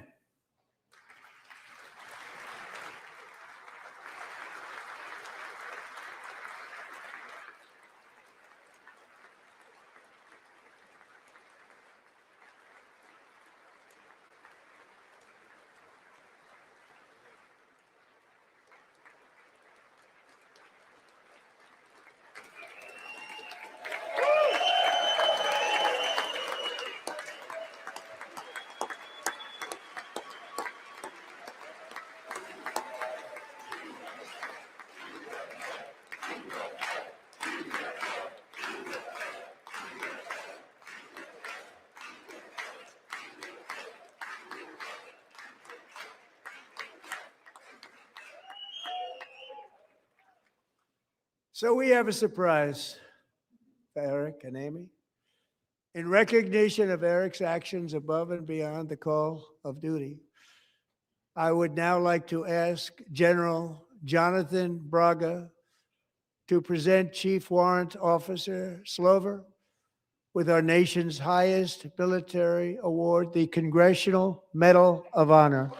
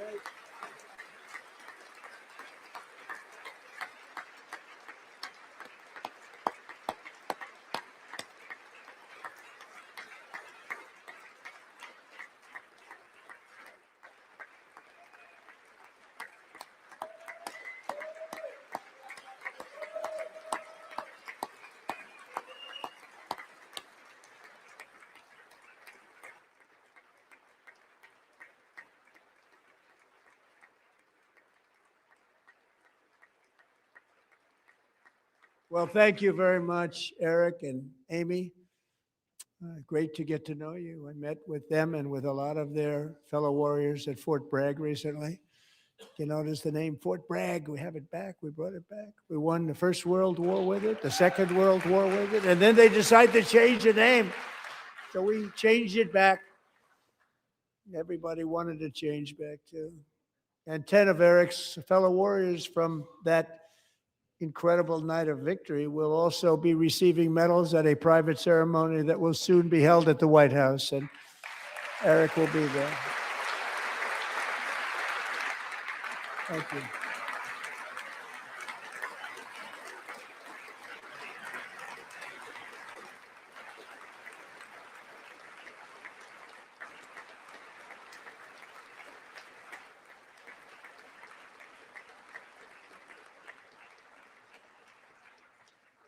Thank you, Eric.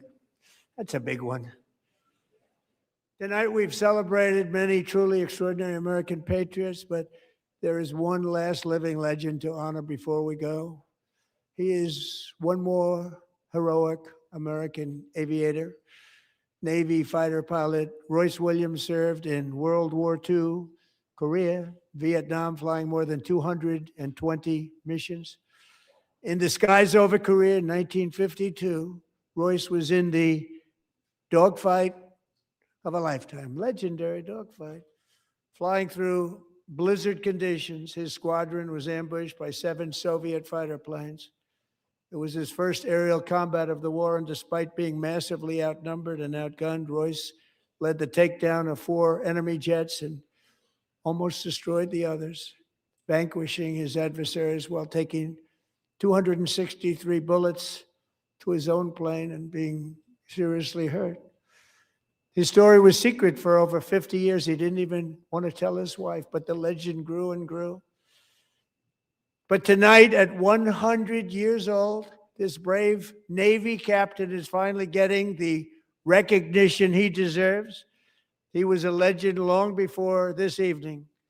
Royce, please stand up, and I will ask the First Lady of the United States to present Captain Royce Williams with his Congressional Medal of Honor.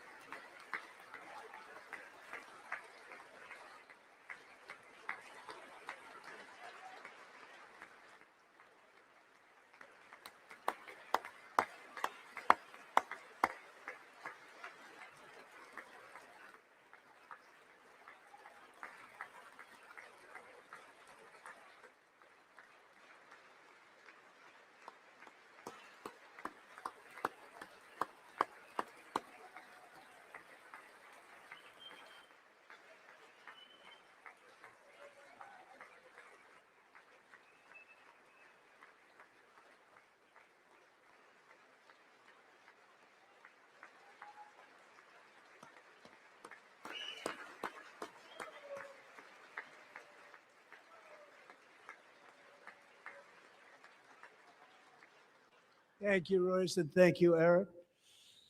I've always wanted the Congressional Medal of Honor, but I was informed I'm not allowed to give it to myself, and I wouldn't know why I'd be taking it, but if they ever open up that law, I will be there with you someday. But you know, that's our highest honor, Congressional Medal of Honor, and that's a big thing. And it's an honor to be in the same room with you. Thank you both very much, Eric. Thank you.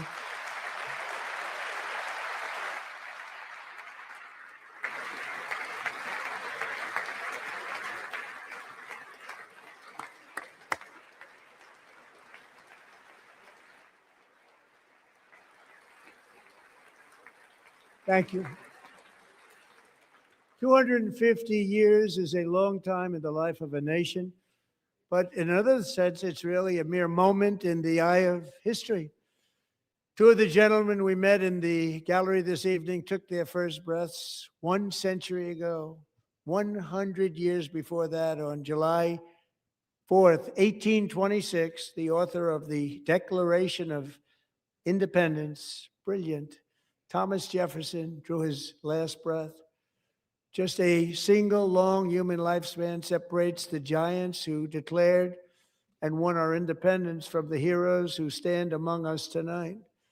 Everything our nation has done, everything we have achieved, has been the work of those few great lifetimes. In those brief chapters, Americans built this nation from 13 humble colonies into the pinnacle of human civilization and human freedom, the strongest, wealthiest, most powerful, most successful nation in all of history. Americans ventured out across the daunting and dangerous continent. We carved paths through an unforgiving wilderness, settled a boundless frontier, and tamed the beautiful but very, very dangerous Wild West. From empty marshes and wide open plains, we raised up the world's greatest cities. Together, we mastered the world's mightiest industries and shattered history's monstrous tyrannies. And we liberated millions from the chains of fascism, communism, oppression, and terror. Americans lifted humanity into the skies on the wings of aluminum and steel. And then we launched mankind into the stars on rockets powered by sheer American will and unyielding American pride. We wired the globe with our ingenuity. We captivated the planet with American culture. And now we are pioneering the next great American breakthroughs that will change the entire world. All of this and so much more is the enduring legacy, unmatched glory of the hardworking patriots who built and defended this country and who still carry the hopes and freedoms on all of humanity's backs. For years, they were forgotten, betrayed, and cast aside. But that great betrayal is over, and they will never be forgotten again. Because when the world needs courage, daring, vision, and inspiration, it is still turning to America. And when God needs a nation to work his miracles, he knows exactly who to ask. There is no challenge Americans cannot overcome, no frontier too vast for us to conquer, no dream too bold for us to chase, no horizon too distant for us to claim. For our destiny is written by the hand of providence, and these first 250 years were just the beginning. From the rugged border towns of Texas to the heartland villages of Michigan, from the sun-kissed shores of Florida to the endless fields of the Dakotas, and from the historic streets of Philadelphia to right here in our nation's capital, Washington, D.C., the golden age of America is upon us. The revolution that began in 1776 has not ended. It still continues because the flame of liberty and independence still burns in the heart of every American patriot. And our future will be bigger, better, brighter, bolder, and more glorious than ever before. Thank you, God bless you, and God bless America.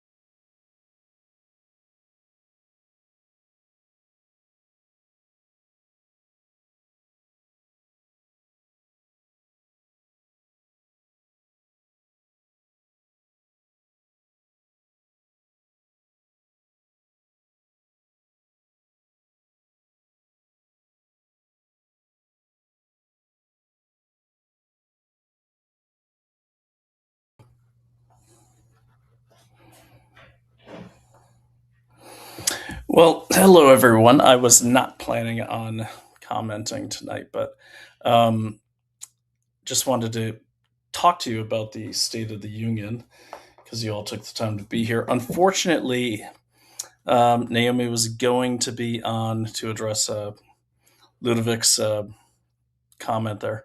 Naomi was going to be on Emerald Robinson's, but I'm not sure. I think they I'm not sure why she wasn't, but she's in the next room, so she agreed to pop on. I think it just got so late because she has early commitments. I know Emerald does as well. But I'm here, and if you'd like to see Naomi, I'm sure she would hop on and say hello to everyone. But she will definitely be doing commentary tomorrow. I always enjoy her analysis of State of the Unions. I personally thought it was a great State of the Union. What was really neat about it was, oh, I'm sorry, my name is Brian O'Shea. I'm your host and of Investigate Everything. So, what I really thought was really well done is, hey, yeah, she's right there. Do you want to say hi to my audience? Sure. All right, Naomi. Yes. I washed my makeup off. She washed her makeup off really quickly. Yes. Did you just snap? Really quickly. I'm being producer. Okay. What was your thoughts really quickly about the speech? Well, can I sit a little more comfortably? Sure. Thank you.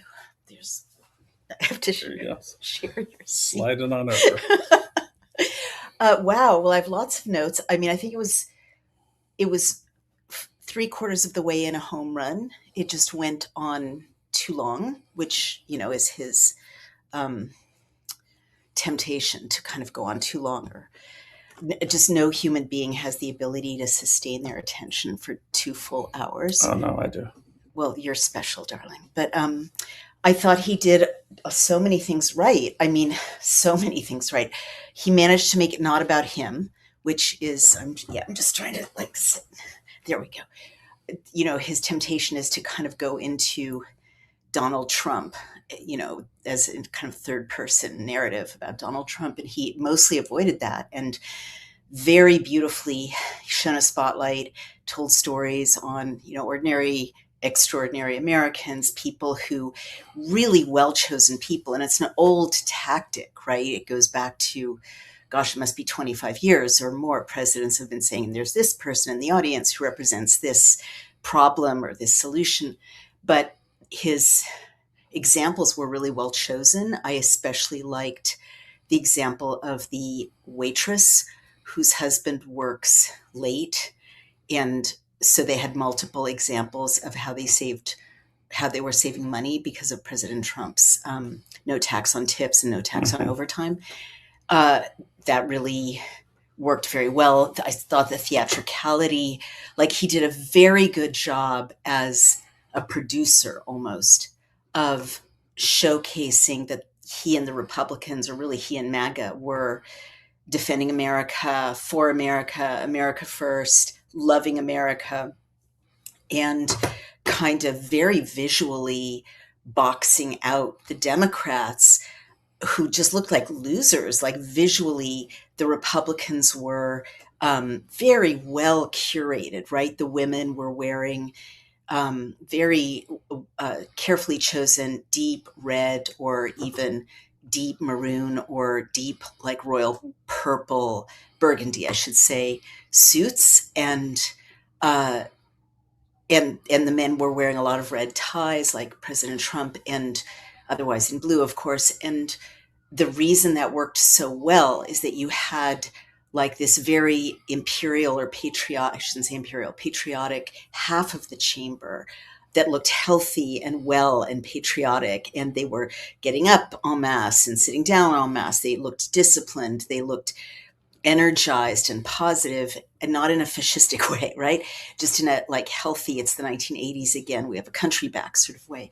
And then it made the Democrats look sickly, passive. Yeah, they didn't look good. They didn't look good. They had no color in there. They were all the women were wearing white suits, which I think was about abortion rights last time around. But again, there's no activity on abortion rights. It's been That's a good decided. point. That's a Yeah, really good so point. they don't have it's not a strong card to play, and they he boxed them out so well by indicating like that they weren't going to stand up for the mother of that poor woman, Irina, the young woman who was killed on a bus, by a monster.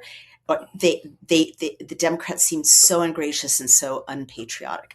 The other thing he did, he avoided a lot of pointless name calling, which really turns off moderate voters and swing voters and, former Democrats like me. But he did manage to be very principled about how he challenged the Democrats. I think when he said, you did this, you were responsible for the high prices. You don't want to pass the SAVE Act. The only way you can win is by cheating. It was very dramatic to kind of call them out right there. And I thought that worked really, really well. And honestly, he's got a miraculous number of victories. I mean, it's just, the legacy media never goes through. He did this. He ended 8 wars. My God, he brought about peace in the Middle East. He ended Gaza's crisis. He brought the hostages home, right? The Dow Jones is up. The eggs are affordable. Gas is affordable. Like the border, 0 people illegally have crossed the border. These are incredible achievements in 1 year.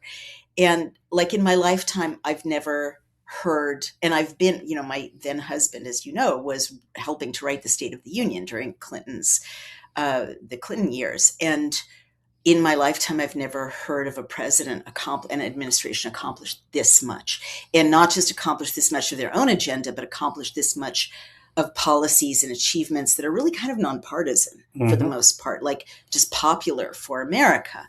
So, good for him. He delivered it well. He didn't get lost into a lot of rabbit holes. He can lose track of his grammar sometimes, just when he free associates or go for a cheap shot. And he avoided that for the most part. He looked good. He looked forceful, much younger than his years. I'm a little worried about him leaning heavily to one side, but it reads very FDR in a good way, like whatever it is, he's carrying it off, right? He might just be tired standing up for 2 hours. I was tired. It's pretty late. Sitting down. Yeah. It's late. Exactly. God bless him. Well, I do want to say that, if I may, please, I was watching Blue Sky, which is the Getter of the left. And they were pretty much relegated to saying, oh, his hair looks bad. And oh, geez, were they really? Yeah, it was really pathetic. And they were like, oh, he's, you could tell he's getting tired now. Like they so want to use the same stuff that Joe Biden was actually doing. I wanted to show this. Yeah. Yeah, that's really sad. No, just David Lee says it's a great time to be alive and God bless America. And that's how I felt. Honey, I don't mean to interrupt you, but I wanted to say something apropos of that. I felt myself smiling like 3/4 of the way through his speech. I was just smiling because he's right. I mean, think back to Biden's State of the Union. I'm so traumatized by the Biden years that I don't even remember the States of the Union, but he was barely functioning cognitively. That was terrible. It was terrible. It was a painful elder abuse kind of thing every time he gave a live speech. And don't forget, didn't he do wasn't the Philadelphia State of the Union with the, kind of crimson Nazi backdrop? Wasn't that a State of the Union? I don't think that was a State of the Union because the State of the Union that was, I'm sorry, you're right. That was a national threat. Right. Yeah, which no one could understand anyway, so it landed flat. I mean, something about his grandfather Finnegan and It's unmemorable, but the point is, this president was so forceful. You really believe he has this quality that great leaders have. Churchill had it, FDR had it, whether you like his policies or not, of you really believe that he cares first about the country, that he's thoroughly devoted to the well-being of the country. Queen Elizabeth had it, and people can just feel it. You can't fake it. I don't think whether he had that, he didn't convey it to someone like me in his first term. There was too much ego going on, but now he's in the zone. He's allegorically manifesting like the mission of this country again. And the other thing that was beautiful, Brian, was that theme of 250 years, 1776, and he referenced it. It's shining in your heroism, 100-year-old veteran. It's a through line. It's a thread. You really felt that, like, and when he said we brought our country back just in time, right? You felt like we're back on mission, right? We have a mission. It's the greatest mission of any country that ever was. That's really true. It's not hyperbole. And we're back. And you just look at this and think, who would ever want to be? I know he should be. I hope he will. Who would ever, like, what do the Democrats have right now? Except, I don't know, some twisted claim to defending abortion rights, No, which they are have quite nothing. secure, and be nice to immigrants. Like, I don't know what else they've got, sort of the environment, but they're not Mhm. even making much use of that. Well, and I would say also what really I thought was genius was, and by the way, I will address that in a second. I will say this, Ludovic, and thanks for joining. Yeah, of course, I think everyone's concerned about the national debt. And unfortunately, we're in so much debt that to right this ship, we actually have to spend more money to right the ship. That was, and it's not just the Democrats, it's the rhinos of the past as well. And I will say this, a lot of people left and right have said, oh, Donald Trump was in debt most of his career. Yeah, but you know what? That's how you build business. He came out right? of debt Yeah. and came out on top. So if Right. anyone is probably in the right place at the right time, it's Donald Trump. But we could talk about that another time because I'm not an economics guy, so I don't want to like step on my own tongue here. Well, what did you feel, honey? Like watching? Well, I was it? going to say, I thought it was very, very strategic. It was very America first. Mhm. And hold on, what do you need? Oh, I'm just trying to tilt this a little bit so that I'm not. You're in my house now, sweetheart. There'll be no tilting. I've got cutting off my chin. I've got a comatose dog back there, but don't worry, I won't shock him. Right. That is Loki back there, and yes, we're in the mobile studio. So, the mobile studio, aka bedroom. yeah, aka Brooklyn.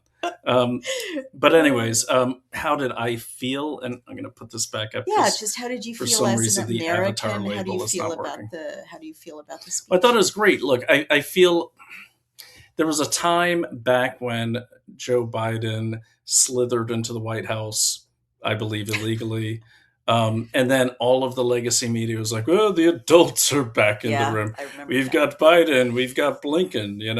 I mean, come on, Biden is like 3 adults in one. He's like 300 years old. But the thing is, they're like, we got Blinken, we got, and they're all like, oh, blah. And even some people I like on the left are like, I'm going to hold you to that, Joe, and it's like, it was almost like, yeah, you stupid people, Mhm. we're back in charge. Don't worry about it. Right. And they made it worse than ever. So how did I feel about it? I felt like the adults were actually Right. back in the room. That's right. And what I like about President Trump's style and his whole administration, and especially Marco Rubio, Oh yeah. he's So fantastic. fantastic. What I like is that he's not reacting. Donald Trump is not reacting to Right. polls. Right. He's not reacting to media. And the entire purpose of polls is to kind of manipulate the administration into doing what It's true. the people that own the polls want. It's true. And it drives them nuts. The legacy media, because it was a CNN poll that everyone was quoting. It drives them nuts that he doesn't care. Yeah, and I think Dan the poll Bunch was allegedly saying a 60% negative. Yeah, but and when you go through, and I always recommend people look at the actual polling questions and the sampling. And another topic for another day, but to land this plane, and Dan Bongino said it best. He said, because he just left the deputy director FBI position, and he's giving Dan Bongino's giving some really good insider baseball about what really goes on. And I think everyone should listen to it because he's like, look, investigations take time. Look, this happens. He hasn't really addressed the Epstein thing, but again, I don't want to go down that right now. What I will say, having worked in government, is he said it right. He said, hey, look, media, if you want to if you want to get someone promoted in Mhm. the Trump administration, Mhm. then put out a headline that says Trump should fire so and so. Right. That is the quickest way to get promoted under Trump, because Mm. that's how much he doesn't listen to the media. So what I There you saw go. today was the media didn't matter. Mhm. He did not dwell on issues like the DEI stuff and all that. Yeah, good. He Yeah, that was dwelled good. on a strong America honoring its heroes, Yeah. honoring its heroes. Yeah. And I think that was the centerpiece of this, was honoring the heroes, not just men in uniform Right. or women in uniform, but people that were almost killed by illegal alien truck Right. drivers and everything. And he honored it across the board. But what I love about it is he says their name, Mm. never their race, Mm. never where they hail from. Not their sexual They are a orientation. person. That's right. And that's all that matters. So Yeah. that's what I got at. I was very, very proud of our president tonight. Yeah, he really did a beautiful job. And it's new for, I don't think he's always been like this. I think since the, second assassination attempt or whatever, last July or the July before. Well, we just had one. Right, I know. But I think he changed, Mhm. in Baker.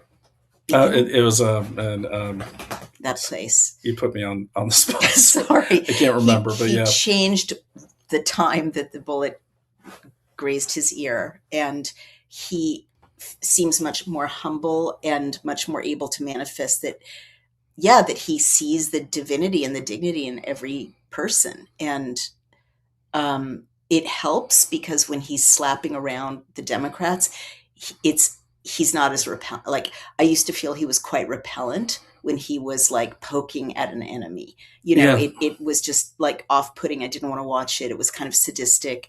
And I do feel like that's gone. And also that's very good for him, because that repellent quality, and I know I don't mean to upset all of you Trump lovers, but I'm from the Democratic world and we felt this way, it's good for the Democrats made the most of that kind of aversion that people felt to his meanness. He could be mean, like, oh, you're an ugly woman, whatever. No one likes that. And he really feels gracious now. And like really respectful of everybody. Things shifted, and it does feel biblical, doesn't it? It does.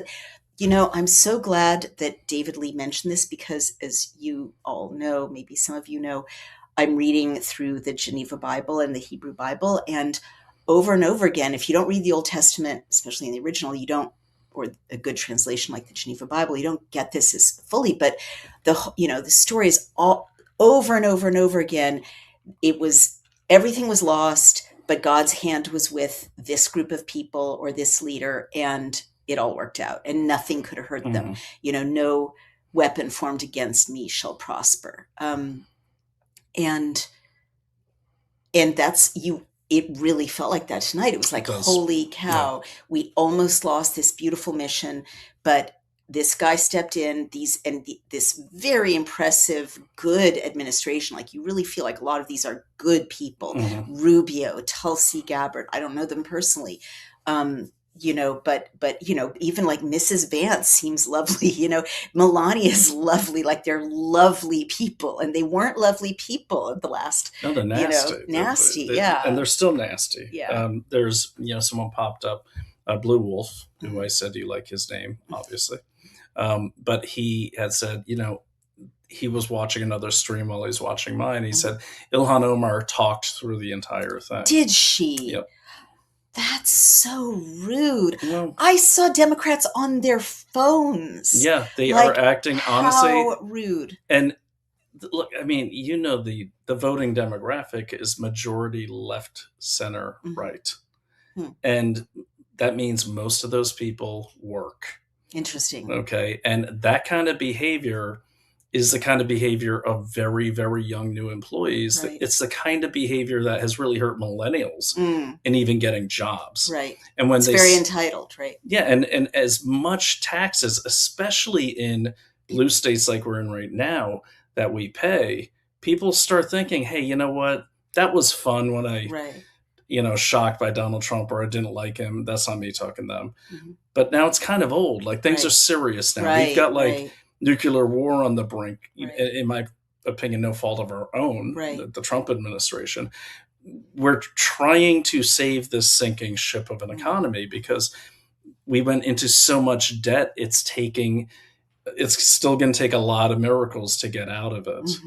And hardworking Americans, left or right, Yeah, they're worried that their kids won't even have a future. totally. And we don't have time for people to be looking at their phones and everything.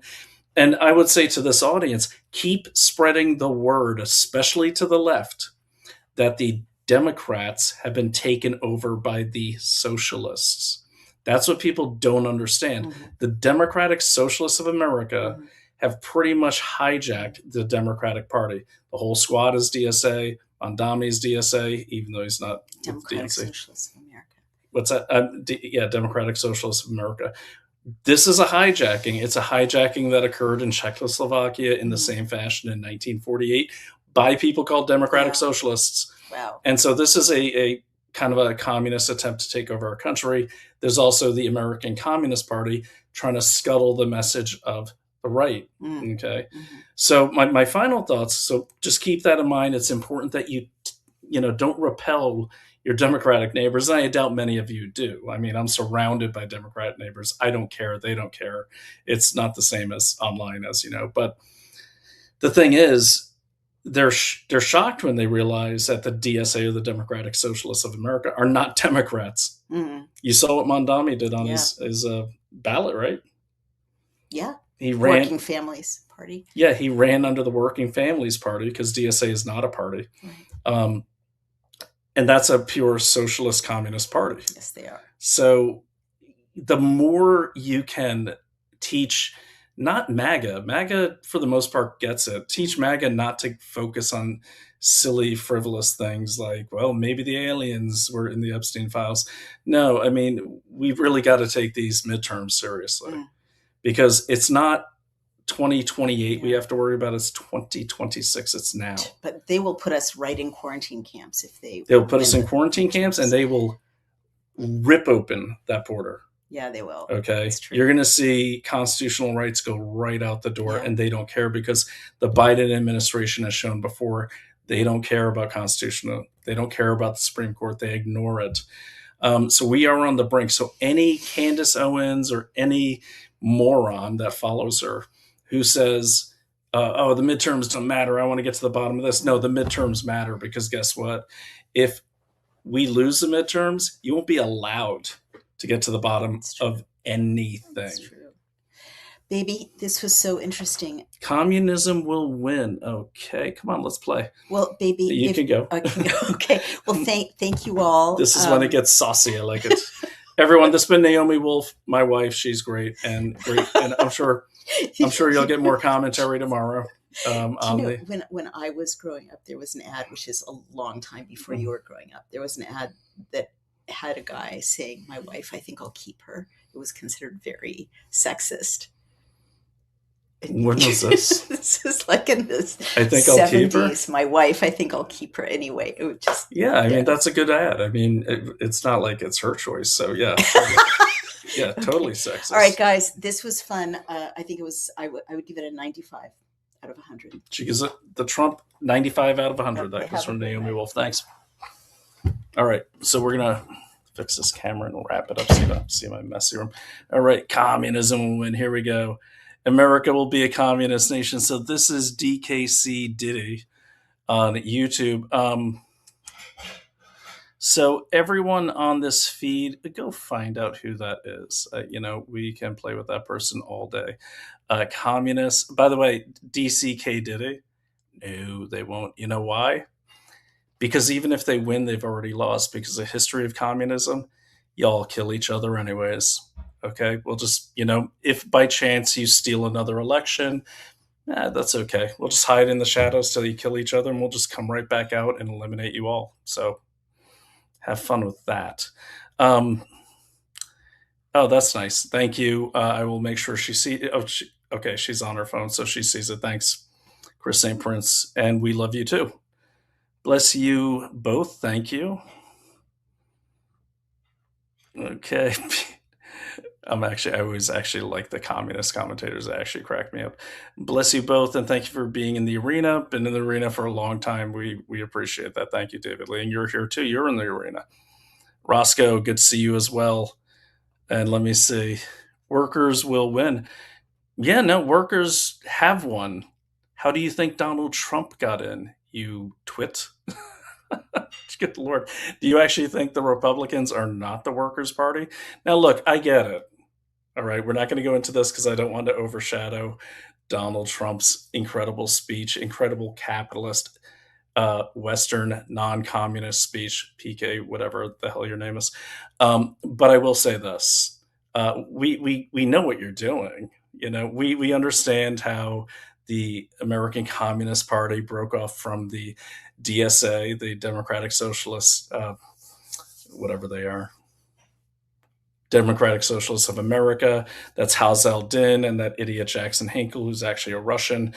We understand about the multipolar world, how the Russian communists are trying to push into the conservative space because you see, oh, that's where all the workers are. We'll get them. Smart, I get it, but they tried it in Czechoslovakia. It worked. We're a little smarter than you, though. There we go. About time, Amber. Autumn, sorry. Democratic Socialists plus Islam equal the end of America.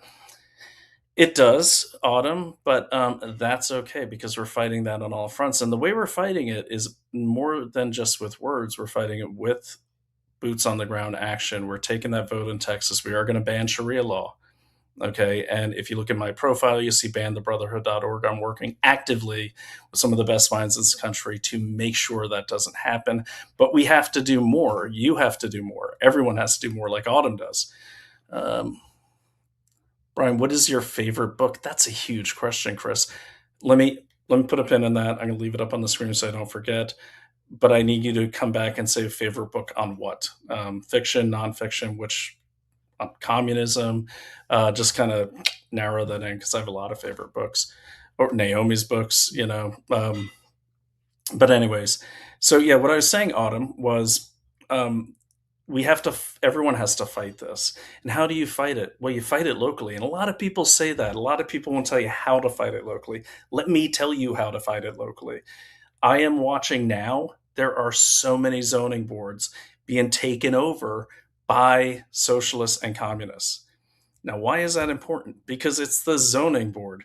They can change, they can move the lines of the flood zone, they can do a million things.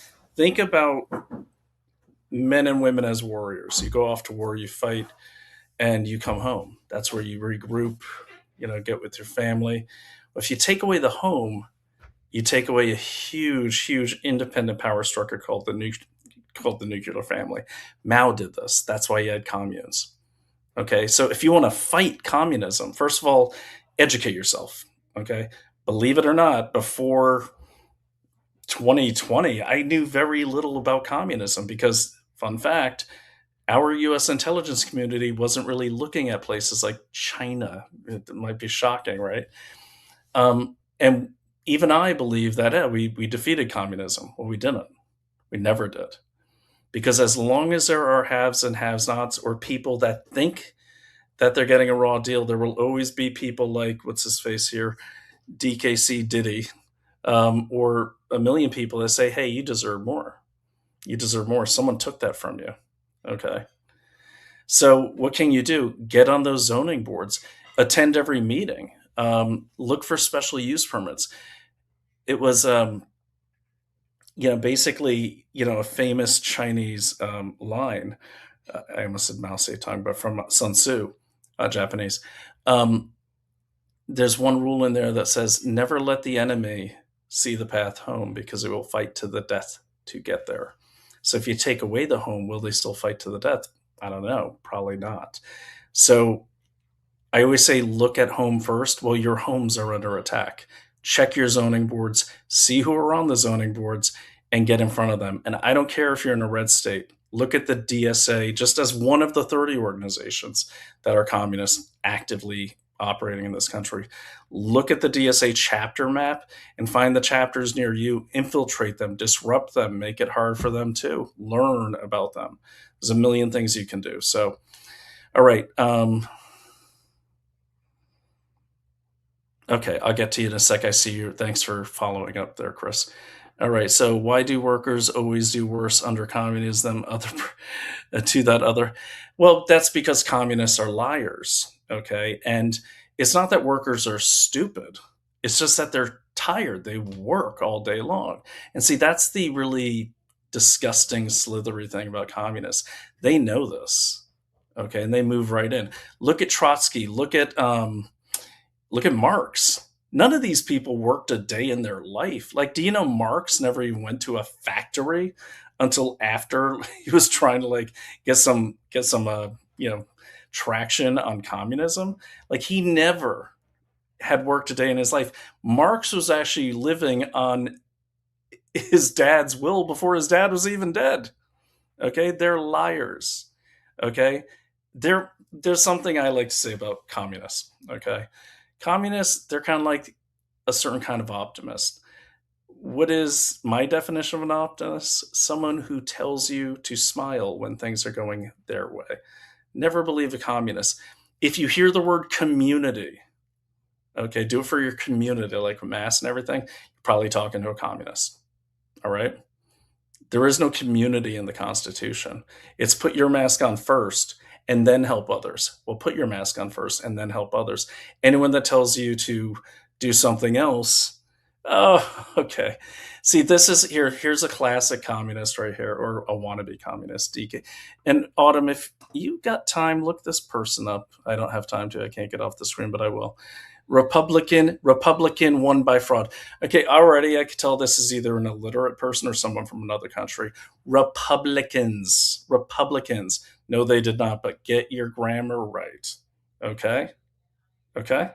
Get your grammar right. Republicans. Okay? Not Republican won by fraud. Ooh, ooh, ooh. I mean, come on. If you're going to be a troll, be a good troll. Be good at what you do. I know in communism they only tell you to be so good. Try a little harder. Come on, people are up late here. All right, I want to ask DKC why workers overall seem to do considerably worse under communism. Yeah, there you go, DKC. You got the floor, my man or woman or whatever the hell you are. You can't answer it. They can never answer it because it's one of the many reasons why they try to destroy history. Fun fact, do you know that most historians call the People's Republic of China the People's Republic of Amnesia? Why? Oh, there was a poll done, I believe, by some Taiwan outfit that something like over 90% of people under a certain age don't even know about the Tiananmen Square massacre. Okay, that opens up a whole nother subject about books, which is a good segue into Mr. St. Prince's question. So you asked me earlier, favorite nonfiction book that influenced you. In the current war we're in against communism, I'd say the book that influenced me the most in the last 5 years was probably The Spectre of Communism, which was written by multiple authors at the Epoch Times. Not so much because it was tons of facts I didn't know, but it really laid out the entire kind of framework of what I was feeling and showed me like that makes sense. That's what communists are doing. Now, why is the specter of communism important? I'll tell you why. Some time ago, a few years ago, I was talking to Seth Holhouse. He is my friend and the host of Man in America, which I highly recommend. It's a great show. He's one of my favorite people to be a guest on because he's a great interlocutor. But I said, hey, Seth, question for you. Why does Xi Jinping hate and target the Falun Gong so much? The Falun Gong are practitioners of kind of like a clean living type thing, not really a militant organization. They're also behind Shen Yun and Epoch Times itself. Really good people. They're also the second largest population in the Chinese re-education camps, which I'm pretty sure are live human organ harvesting farms. So I asked Seth, why does the CCP, the Chinese Communist Party, target Falun Gong so much? And he said, because we know the entire history of their criminality, they being the CCP. And I said, oh man, he goes, and we hand it out all over the world. I said, well, And I said, where does one get that? Is it a leaflet? He goes, no, I think I sent it to your wife, Naomi Wolf, not too long ago. It's called The Specter of Communism. It's 2 volumes. So to answer your question, Chris, that's one of them. Overall, a nonfiction book that influenced me the most, I would say it was and I got to look up the author because it's been a while. But there was a book way back when I did a lot of my college while I was in the military.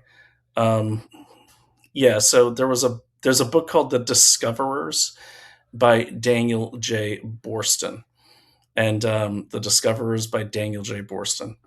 And I'd say that's one of the books that influenced me the most because it really made me look at everything from time and space and physics, to see where we are, how we see ourselves in the world. And it was, I forgot the course. I really wish I remembered. It was not a big college either. I was stationed at Fort Lewis at the time. I think it was like Pierce Community College. I took this course, but it was a wonderful course, and I'd recommend that one. It's great, but it's a hard question to answer because as we go through different phases in our life, different things are influential. But that was definitely one of them. I'd say probably because it popped into my mind, it's probably one of my top influential books. But I can, if you remind me, I've been meaning to put a book list up myself. And I'd recommend people read Naomi's The End of America. It's incredible that she called this, but she called it for the wrong president. She thought the end of America was under Bush after 9/11 with the cessation of a lot of our civil liberties that we should have been more keen on. But really what she outlined was the Biden administration way ahead of time. And keep in mind, she was against Republicans back then, not against, but she was a lifelong Democrat.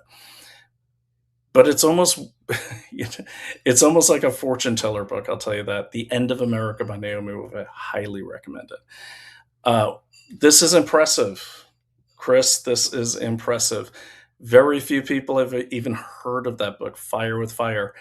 I actually have the book poster, the tour poster, and I found a copy in the used bookstore that I was looking for, and I was like, "Hey, I never knew you wrote this." And she's like, "Oh yeah, that's pretty cool. That's pretty cool that you know that book."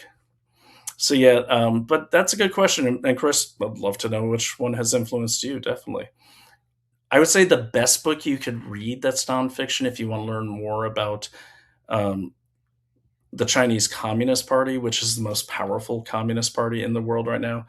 And they're kind of driving the train of communism with Russia right alongside with them. A really good book that you can read is Stealth Wars by Robert Spalding, former general in the Air Force. And he has another one called A War Without Rules. He's talking about unrestricted warfare, which is another manifesto, I guess you could read, from the PRC from 1999. But yeah, love to. And by the way, anyone that wants to send me book recommendations, by all means do. Let me pop my email up there. There we go. You can always do that, or like the communist in the chat can always spam me. That's fine. Okay, so let me see.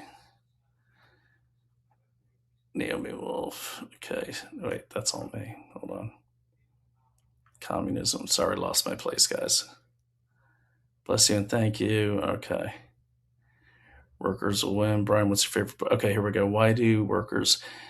Yeah, so I see you, Roscoe. It's a good question. They can never answer it.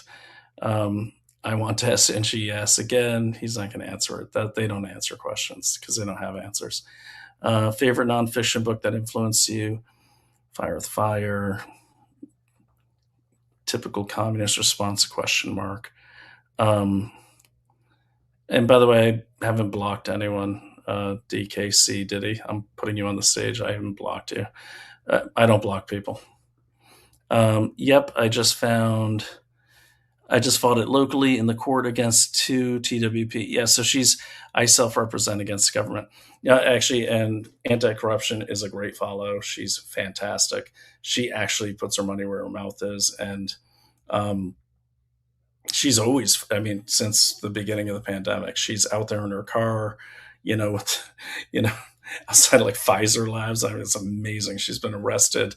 Um, yeah, and hopefully, we can definitely, Autumn, solidify your role in this fight. And, as me and my friend Dallas Ludlum continue to grow this little due diligence empire, we are on our way to making. So, yeah, by the way, DKC Diddy, I didn't block you. So I don't know what you're talking about. I don't block people. Self-represent, and then read the book, The Black Book of Communism. I will write that down and I will read it. And by the way, another one, Chris St. Prince. Did you change your avatar? Yeah, you did. Okay.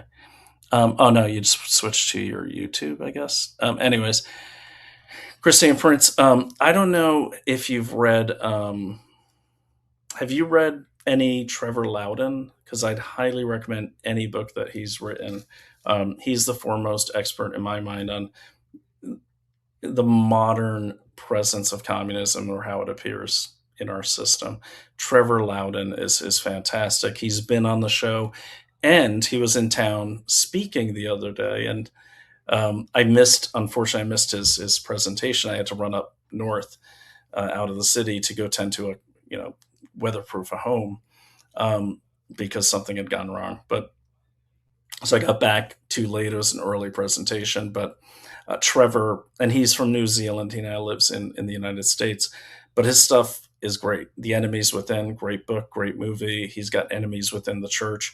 You can't go wrong with Trevor Loudon. But this was a nice surprise. Trevor, who he's definitely a mentor from afar, but academic I greatly respect. And he was right down the street. So I said, "Hey, I don't know if you've already gone to the next part of your tour, but," I sent him a text. I said, "If you're in town, would love to grab a drink or dinner." And he's like, "Oh, that sounds great." And so then I'm rushing to get out of the house. Naomi was on her way back from somewhere else, and then she came in. I said, "Yeah, I got to get out. I got to go meet Trevor Loudon," and whom I'd never met in person. And she's like, "Oh, okay." And then I said to Trevor, "Hey, you know what, man? Um, it's gonna be 9 o'clock before we could get a dinner reservation. Would you like to come to our house and we can eat here?" And he did. So both me and Naomi and Loki and Trevor, we had like 4 hours of just hanging out, and what an amazing guy. So I can't say enough about Trevor Loudon. He's a great guy now, a great friend. And I wrote down Black Book of Communism. That's a good recommendation. I appreciate it. And it's good, all of you guys on the chat, definitely share your social media profiles. If you want to be followed from this, pop it up on the screen. Most people on here are going to follow you on X, I'll just say. But if you have your thing, you pop it up, I'll put it up on the screen so people can follow each other. And the reason I say that is because this is good to get book recommendations, because it's so hard to know what's propaganda and what's not. So thank you so much, Chris. All right. Under communism, workers aren't exploited by private owners. Oh my God, this person's an idiot. They get job security. Okay. I mean, seriously, DK Diddy, I'm going to laugh at you because you're communist, so you deserve no respect, or you're representing communists. So normally I respect even my enemies, but you guys are like somewhere beneath that. You know nothing about communist history. It's very clear to me. Or you are 50 Cent Army sitting in jail and you got to say this, you get 50 cents per post. I don't know what you are, but I can tell you one thing you're not. And that's someone who reads history or perhaps doesn't even read. Because talk to any former Soviet country citizen. Talk to the Cubans. See how it's going for them. I'll even post a good documentary that I think you should watch.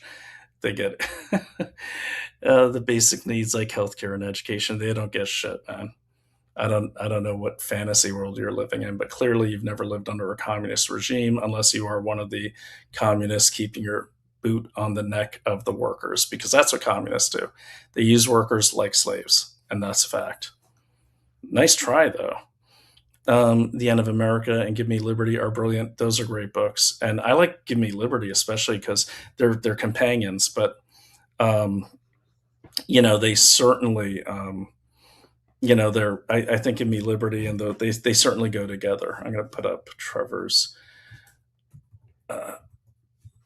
So I'll put up his website here.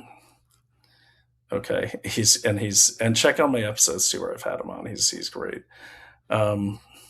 So let me just share the screen here, and then I'm going to call it a night pretty soon, guys. But I'll be on again. This was an impromptu thing. So, all right. So if you want to find Trevor, just go there. Okay, it's trevorloudon.com. He was way ahead of the curve on this one. Trust me. He wrote a good book on Kamala. This is a must read, by the way. Really talks about why Minnesota and all these things. But here's his website. And then in the story, you can see his books. Make sure that is going. Okay, there we go. Yeah, so his books are, they're all fantastic. So you see what he's doing is he's showing communism now, not history. There's history here, but there's so much in his books that you can't go wrong with. The Enemies Within, the movie is fantastic. Definitely order it. And he brings his receipts. Another one I'd recommend is, and so that's trevorloudon.com, just trevorloudon.com. The other one I'd recommend is Peter Schweitzer. He just recently wrote a great book called I hope I don't drop that. There we go. Okay, this is, I don't have the jacket, unfortunately, but sorry, it's the camera's flipped. But The Invisible Coup by Peter Schweitzer. He also wrote Red-Handed. Lots. This is it's a relatively short book, but he brings his receipts as well. You can't go wrong. So you'll learn a lot. You got to do the work, but these books are really written well and they flow well, and you'll learn a lot. And people might seem overwhelmed if you're not used to learning about communism or something new in the geopolitical space. I always tell people this. If you ever read comic books as a kid, you're overwhelmed by the Marvel universe, right? You're like, who's Galactus? Who are the X-Men? Who's the Silver Surfer? Where's he come in? There's just so many titles. Like, how do you do it? Well, you do it easily, like I did. I wasn't really into comic books, but I worked at an ice cream shop in Maine, and next door there was a drugstore, and they sold comic books. And I used to just buy a comic book. It wasn't like they were a dime. They were like 75 cents back then. And I just start reading them because I was bored out of my mind. And I kind of got hooked into it, and next thing you know, I'm reading, for instance, the X-Men, and then the X-Men mention this guy Wolverine. So I'm like, oh, there's a Wolverine title. And you just start with something, and I was into the X-Men, and then I kind of branched out to all the other characters that were sub-characters to their plot. And then you go and read Wolverine, and then the X-Men are sub-characters. Then there's more sub-characters, and you just immerse yourself in it. And pretty soon you kind of break through. If it's kind of dry to you, you will break through where, like, now I'm at the point where, like, anything, like, I'm out of communist documentaries. I'm out of USSR documentaries. Hell, I'm out of French Revolution documentaries and books. And because you just devour it. But once you dive into it, then you can see it a mile away, from the zoning boards to the school boards to certain things under COVID-19, like the One Health plan. That's a Maoist plan. That was the paradigm shift in public health, where they wanted equity between animals, the earth, and humans. Yeah, I mean, and I've covered this extensively. I won't go too far into it. It's getting late. Let me see. Yeah, I'll check out. Yeah, definitely worth checking out Trevor. Okay, and then Roscoe says DKC they're exploited by the state. I know DKC doesn't know he or she is talking about. They're just if it even is a real person, they're probably let's give DKC the benefit of the doubt.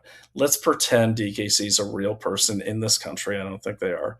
Um, who really believes it? They've gotten a bad education. Like most kindergartners know the things DKC was saying are not true. So, but reading is a challenge itself, and we wish DKC luck.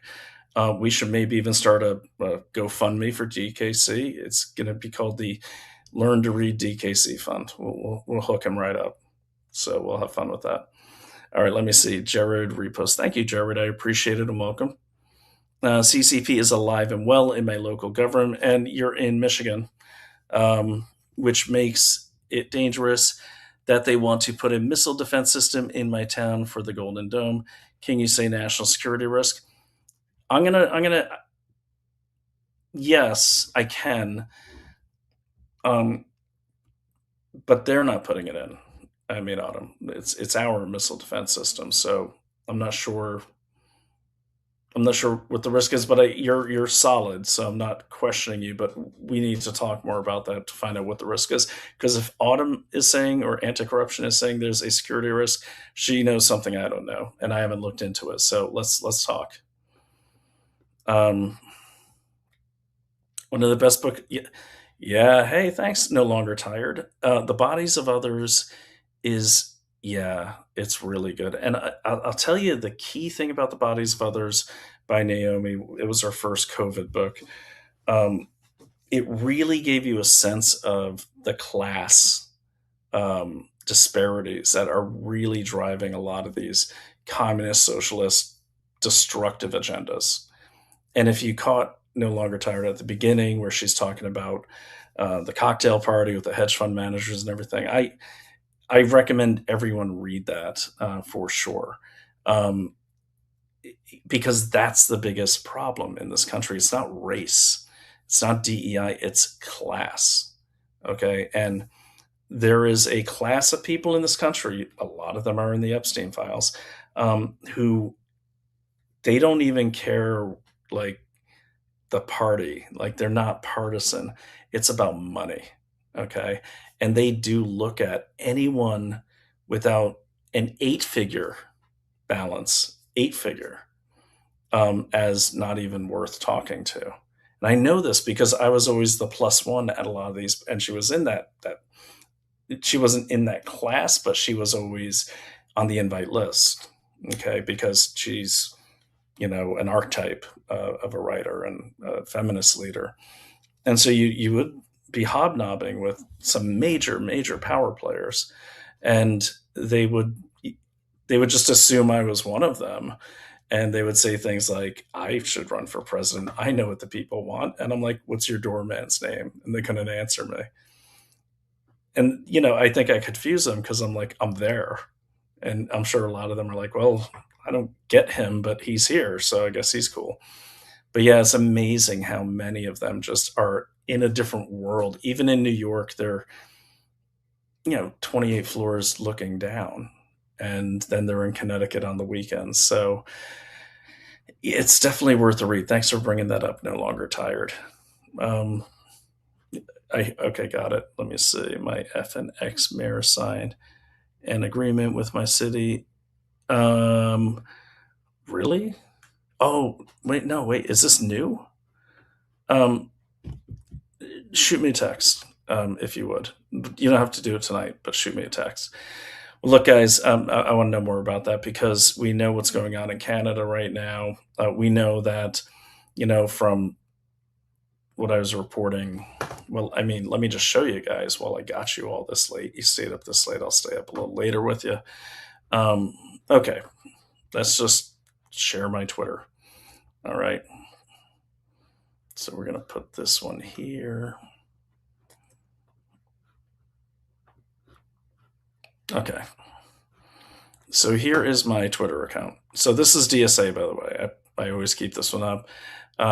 They were hosted by the Cuban president, the foreign affairs officer, just in October. Okay. That's the NYC DSA, the people that backed Mandame. So this Monday, members of the NYC DSA were welcomed by the Permanent Mission of Cuba to the UN, Cubano UN, to participate in a conversation with Cuban Foreign Minister Bruno Rodriguez Pardilla, Deputy Foreign Minister Carlos Fernandez de Castillo, and others from the Embassy of Cuba, U.S. What they don't say in that is they actually met with the president of Cuba himself, these DSA members. And I'm in Brooklyn, and this is like they're all around. So people don't take them seriously, they're going to have a problem. New York didn't take them seriously or even know who they were, and look what happened. So I just wanted to point that out. But the other thing is, and I will just call this up here. So, yeah. Anti-Corrupt's talking about like how they signed a contract, and that's what you have to watch out for. And that's why it's so important to understand what unrestricted warfare is. Unrestricted warfare is the Communist Manifesto from 1999, which was leaked by the People's Republic of China Army, the PRC Army, or the People's Liberation Army, which basically laid out an entire new way of warfare that they had to consider based on our tactical success and strategic success in Desert Storm, Desert Shield. In a nutshell, the Chinese looked at that. They said, we can't beat these guys kinetically. We need to look at a different way. And they came up with this unrestricted warfare, which the basic rule is everyone's an enemy combatant and everything is a battlefield. The boardroom, medical, illicit narcotics, fabrication in retail trade, everything's a battlefield. And that's how they don't view war in how you fight it. They view war in accomplishing a task, accomplishing a goal. Just winning the war is all they care about. And so it's not going to be a Red Dawn thing. It's a slow boil. And that's how they like it, because let's face it, they're not the most confrontational people throughout history. And except for maybe, when they took out the nationalists, like right after World War II. But for the most part, they are very smart about, okay, if your enemy's bold, then appear meek, and we fall for it every time. We're looking for the parachutes in the sky. We're looking for the CIA to tag our car. We're looking for that kinetic threat all the time.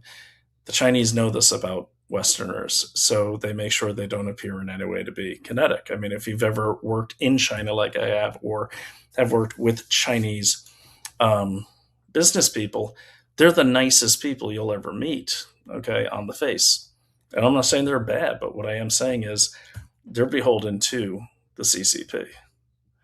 Let me just pull this up. And this is old news, but I think it's important that we start going back to our older posts so people understand, what they missed. So check this out. This I posted some time ago. So all of our rail cars, like most of our commuter rail cars in this country, are made by a company that's wholly owned by the Chinese Communist Party. The BART, the L, I don't know if the MTAs are at, there probably are, the T in Boston, several of the BART, I think I said earlier.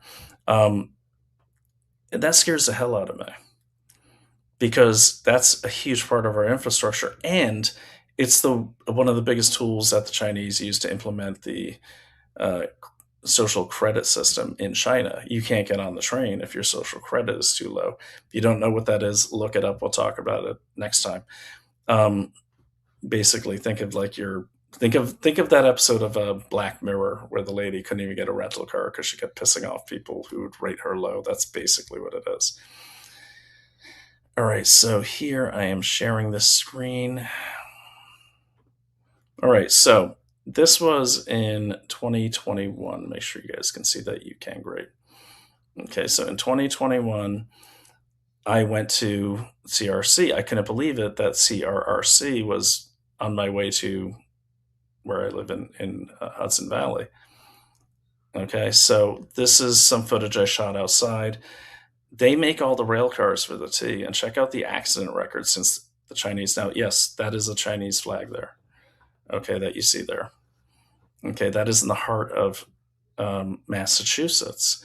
And this was signed by, it was Charlie Baker, a Republican governor of Massachusetts, that helped these guys break ground. I mean, it's amazing. Okay, so, and there it is there. All right, so if you go there, and you can find this. Oh, yeah, there's the video. Check this out.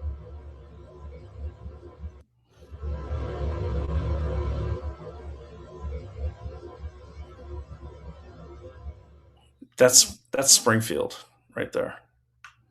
Okay, that's Springfield right there. And when I went to this thing, I got, I kid you not, man, I got followed by so much security. It was insane because I guess they saw me cruising around and doing all that. But, anyways, that's just one part of it. But if you look at so many things, it's like, everyone's so worried about this country controlling our country. Don't worry about how much money we give to another country. Usually, when you give money to someone, you kind of control them. Worry about how much money is invested in our country from foreign countries. Those are the ones you have to watch out for, because those local politicians work for that investor. If that investor is our enemy, our neighbors are working for the enemy. That's just reality. All right, so all the best to you and Naomi. Good night from Toronto. Good night to you, Chris. Thank you so much. Our meds made in China. Yeah. As a matter of fact, there's a really popular company called All Family Pharma that is like really big with MAGA. I consider myself MAGA, but these guys stuck out at me, and I did some deep research on them. I won't go into the detail. You can find most of those things at consumerdiligence.org. But they're selling ivermectin that's made in China, and they're touting themselves as this all patriotic family. And they're actually endorsed by the president's son. Okay. And now even Dan Bongino is like, I'm like, Jesus, guys, do some due diligence already. Like, it's not only that their ivermectin's coming from China, but they tried to hide it. Okay. They tried to hide it. And I recorded the screen and everything to show you how they did. Not to mention that the CEO has a list of felony charges longer than my arm, and that their prescribing doctor is currently under investigation for Medicare and TRICARE fraud. That's especially nefarious because TRICARE is the military, but All Family Pharmacy, and it's like all these people are like just touting them. It's like, no, it's not because they don't care. It's just that no one does due diligence anymore, and it's embarrassing. But yeah, all right. Chinese birthing homes in SoCal. No longer tired. Can you send me a link to Brian at dailyclout.io? I'd like to look into that. And the reason why is the other book I'll recommend for you guys is, I'm sorry, it's backwards, but Kill to Order. This is at the Epoch Times. This is all about China's organ harvesting industry, the true nature of America's biggest adversary. This just came out. We got a copy. He sent it to us. He's a good friend. I'm tearing through this, and it's hard to get through this because it's just like, even though I know a lot of this stuff, when you see when it's laid out in such a good form in this, that it's just, this is nightmarish stuff. I can't recommend that enough. And, by all means, reach out to Jan on X. He's easy to find. Sorry, I can't flip the camera right now, but it's called Kill to Order by Jan Kelnick. Yeah, it's this will keep you up at night, but it's all true. And there's another one by my good friend Brandon Whitecard. I don't have it in front of me. It's called Biohacked, China's Race to Control Life. All of these you have to look at, because as you can see with Peter's book about, Chinese influencing this country and this country, what we've seen with the maritime wars, where the armadas of fishing boats from Chinese will literally just rape a coastline of their fish as far over as Ecuador. Okay. The Chinese are flipping out right now because of Cuba. They've got 3 signals intelligence bases in Cuba. They had lent Maduro a ton of money to improve on the infrastructure that we originally invested in. and we've cut off a big oil supply for China right now. They want to be the global hegemon by 2049, which would be the official 100-year anniversary of the Chinese Communist Party. They're flipping out right now because they're in a very weakened position. Okay, so definitely, but the way they come at us, it's almost like the Hydra. I forgot, was it Hercules that fought the Hydra? Basically, like there's a million heads. Like, yeah, you stop the oil here, but then they're coming at you with fabrication warfare and bio warfare. Even in Peter Schweitzer's book, he talks about the Manchurian voters that the Chinese have created. And what they've done is they've sent people over to the United States. I'm simplifying this here. They conceive and they stay long enough so their child's born in the United States, and they go back to China with the kid and raise a kid in the Chinese Communist Party's fashion, but they're American citizens. And there's like an armada of these kids about to be unleashed for the next 20 years. I mean, you really have to like suspend everything you know about warfare, and don't let, if your normal view of the world is telling you that that's crazy, then prove that you're crazy. Look into it. If someone like me or Jan or Peter Schweitzer or anyone is saying this is happening, Brandon Weichard, you might want to stop and think, okay, why are these guys who are well educated and have their reputations to worry about, who are also contracted by some of the biggest organizations in the world, why are they saying this? Maybe I should listen to them. And I always tell people, don't try to prove me right. Try to prove me wrong, because that's when you're going to get the most clear view of things. And try to prove yourself wrong if you have your own theories on things. If you have your own theories on the Epstein files or Israel or even China, if you have your own theories, don't try to prove your theories. You'll always be able to prove your theories. Try to disprove your theories. And you might find that you're able to, but then a new theory pops up, and it's the theory you cannot disprove that is normally what's really happening. All right. Check your text. I'm saying stuff about my city in China. We'll do autumn for sure. I'm not going to do it. I'm not going to present it tonight because I want to look at it. But I'm going to be doing a lot of streaming this week. So we got a lot of work to do. And everyone do go to banthebrotherhood.org. Show your support where you can. We have a vote coming up in Texas really quickly to ban Sharia law. Okay. Doesn't matter if you live in Texas. Everyone needs to be keenly aware of this. And look, I'll say this to the Muslims out there, and I have a lot of Muslim friends. I know a lot of people do.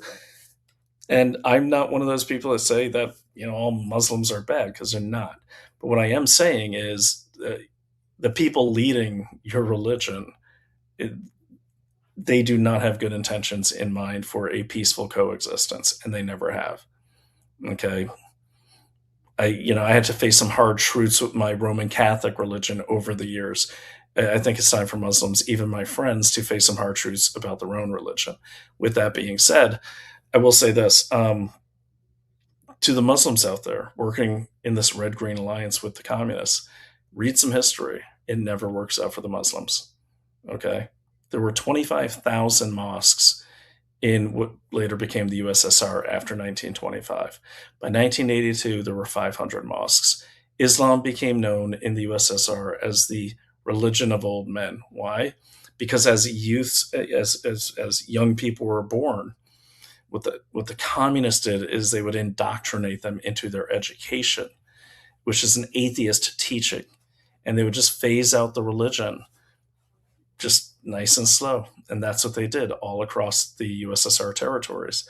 In China, it's worse. They just put a bunch of them in, almost the entire population of Muslims in the re-education camps, and they're harvesting they're harvesting their organs. And who's their main customer?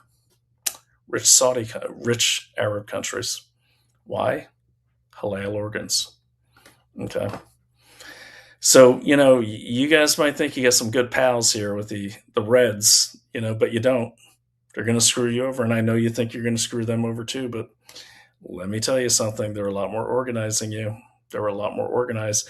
And come on. I mean, you guys couldn't even get organized for the 6 Day War because you're too busy fighting for like command of the army, and you had no control over the irregulars. I know that history too. So um, that's the thing. Do you think you're organized enough to defeat the communists? Should you all get what you want? Because let me play this out for you. Um, you guys get caught up so much in the zeal of it, in the battle, and the kinetic part of it. Well, you're doing that just like what's happening now with MAGA.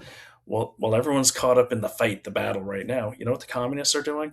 Taking over zoning boards, taking over school boards, taking low-level government positions to change regulations, to change laws. I'm sure Autumn has a million stories like that. And then before you know it, you're like, whether you're MAGA, whether you're the radical Muslims, before you know it, they've already outmaneuvered you. They've taken the entire chessboard. You get some good chess pieces, they don't care. They own the board by the end of it. So, I would say to all the Muslims right now, if you're working with the DSA, turn against them because they're going to screw you over. Turn against them in any way you see fit. They're going to screw you over. I don't want either one of you to win. My hope is that you'll turn against them, they'll turn against you, and you guys will cancel each other out. But even if you don't want that to happen, you have no choice. They are going to screw you, Muslims. Trust me. Socialists, the Democratic Socialists, and the People's the Party for Socialism and Liberation, they have no plans in the future that include you guys having a religion. Trust me. Just read a little history. It's the same thing every time. All right, so referred to as birth. Yes, that is correct. No longer tied to birth tourism. Exactly. So, all right, guys. In summary, we came here tonight. We watched Donald Trump's speech. I think is one of the best State of the Unions I've seen. Also, Mark Rubio's speech at the Munich Security Conference some weeks ago, incredible as well. I think tonight, what I also saw was I saw a lot of Democrats reluctantly standing up, even before they guilted them into standing up.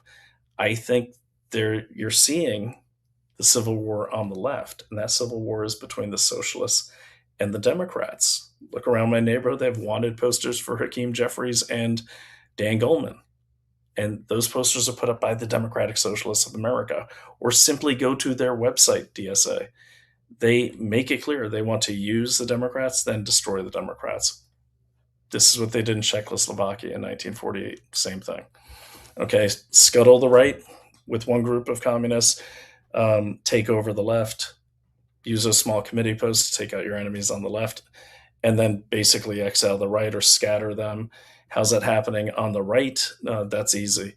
All this Charlie Kirk nonsense spewing out of that idiot Candace Owens, a lot of that she's getting from Max Blumenthal, being echoed by people like Jimmy Dore and Kim Iverson. These people have all been paid by socialists and communists. Blumenthal, I'm sure he still is. They're not putting America first. They say it in their plans. They're targeting MAGA because they see them as the best targets because they're working class and they're anti-establishment for the most part. That's why they're targeting them. Don't get fooled. Anything that tells you to not vote in the midterms or tells you that this one group of people, that being the Jews in the case of the MAGA communists, are to blame for all your problems, that's just Tsarist propaganda and then Nazi propaganda after that. It's the same thing. They're trying to rule the world. That goes back to 1907. Okay? It's the same old game. I'm amazed people didn't pick up on that. But the thing is, anyone that tells you that this one group is the bad guys, this one country is the bad guys, that's garbage. Every country is the bad guys, and every country is the good guys. That's the thing. It's the people who are the opportunists with the ways and the means to be evil that are doing the evil. It's not one group of people over another group of people. It's a class thing. That's the thing. And so, if you're not sure what to believe, then believe in the Constitution. Believe in America first. Okay? Believe, if I go with that person says, will it be better for my family and my community? Will this give my grandchildren a country that I live in that I'm proud of?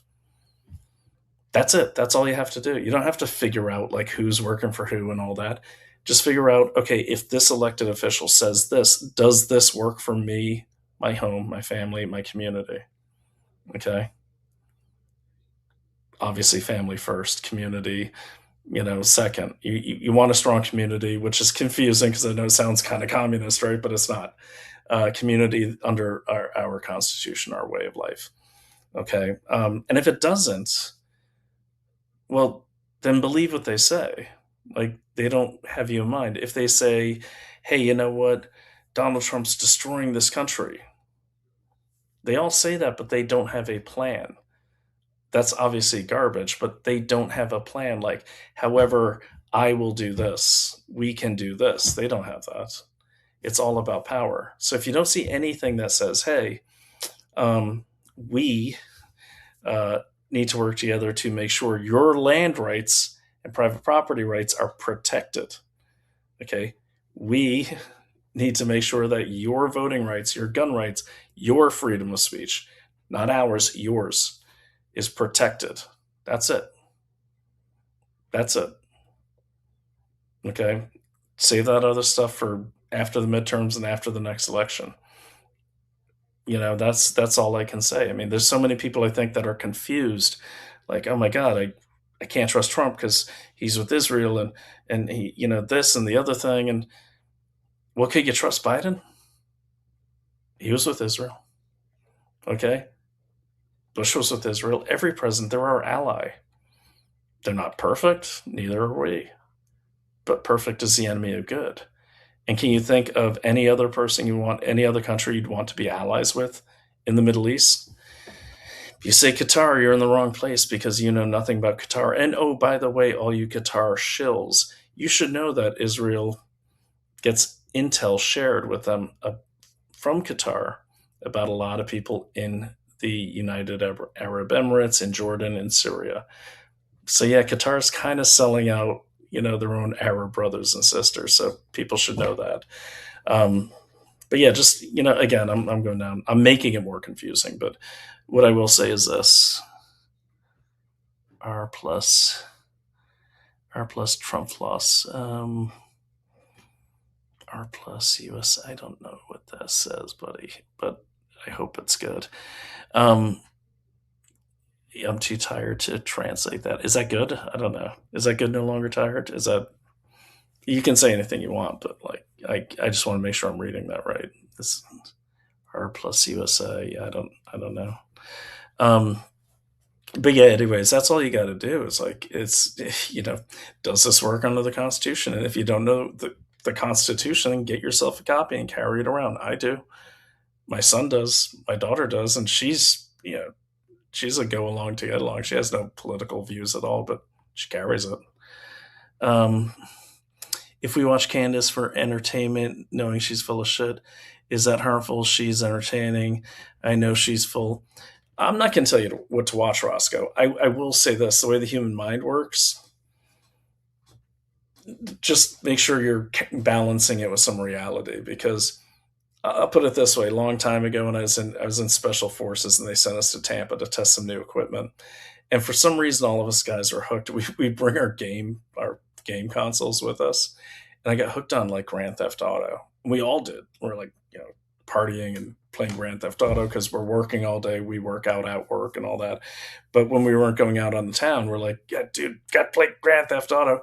And then I started noticing we were having races to work in real cars and doing crap like we were doing Grand Theft Auto. Like I remember cutting through this gas station like at lightning speed. I could have killed someone.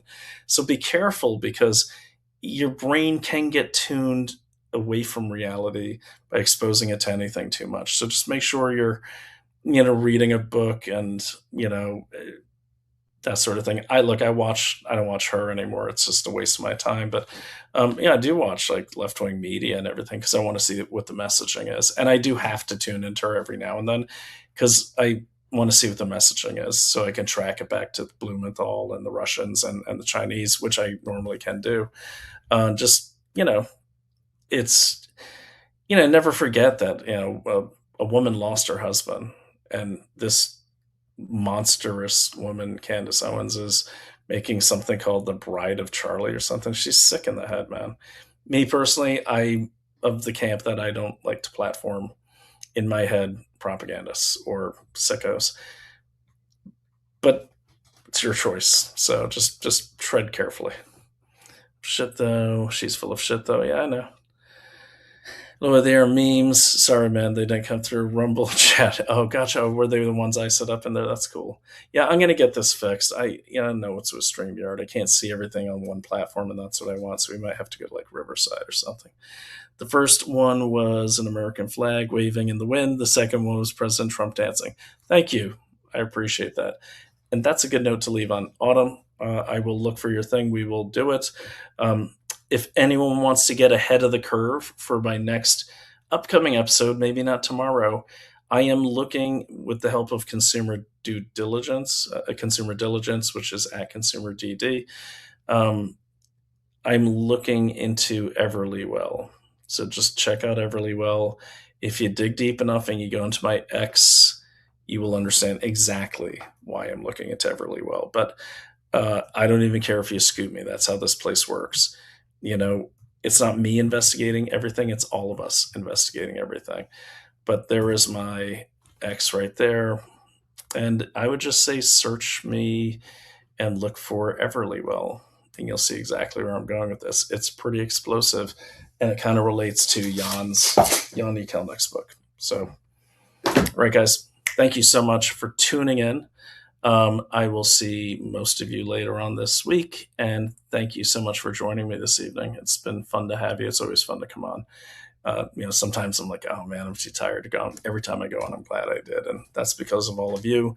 Thank you so much, everyone. It's been Brian O'Shea with Investigate Everything. Have a great night.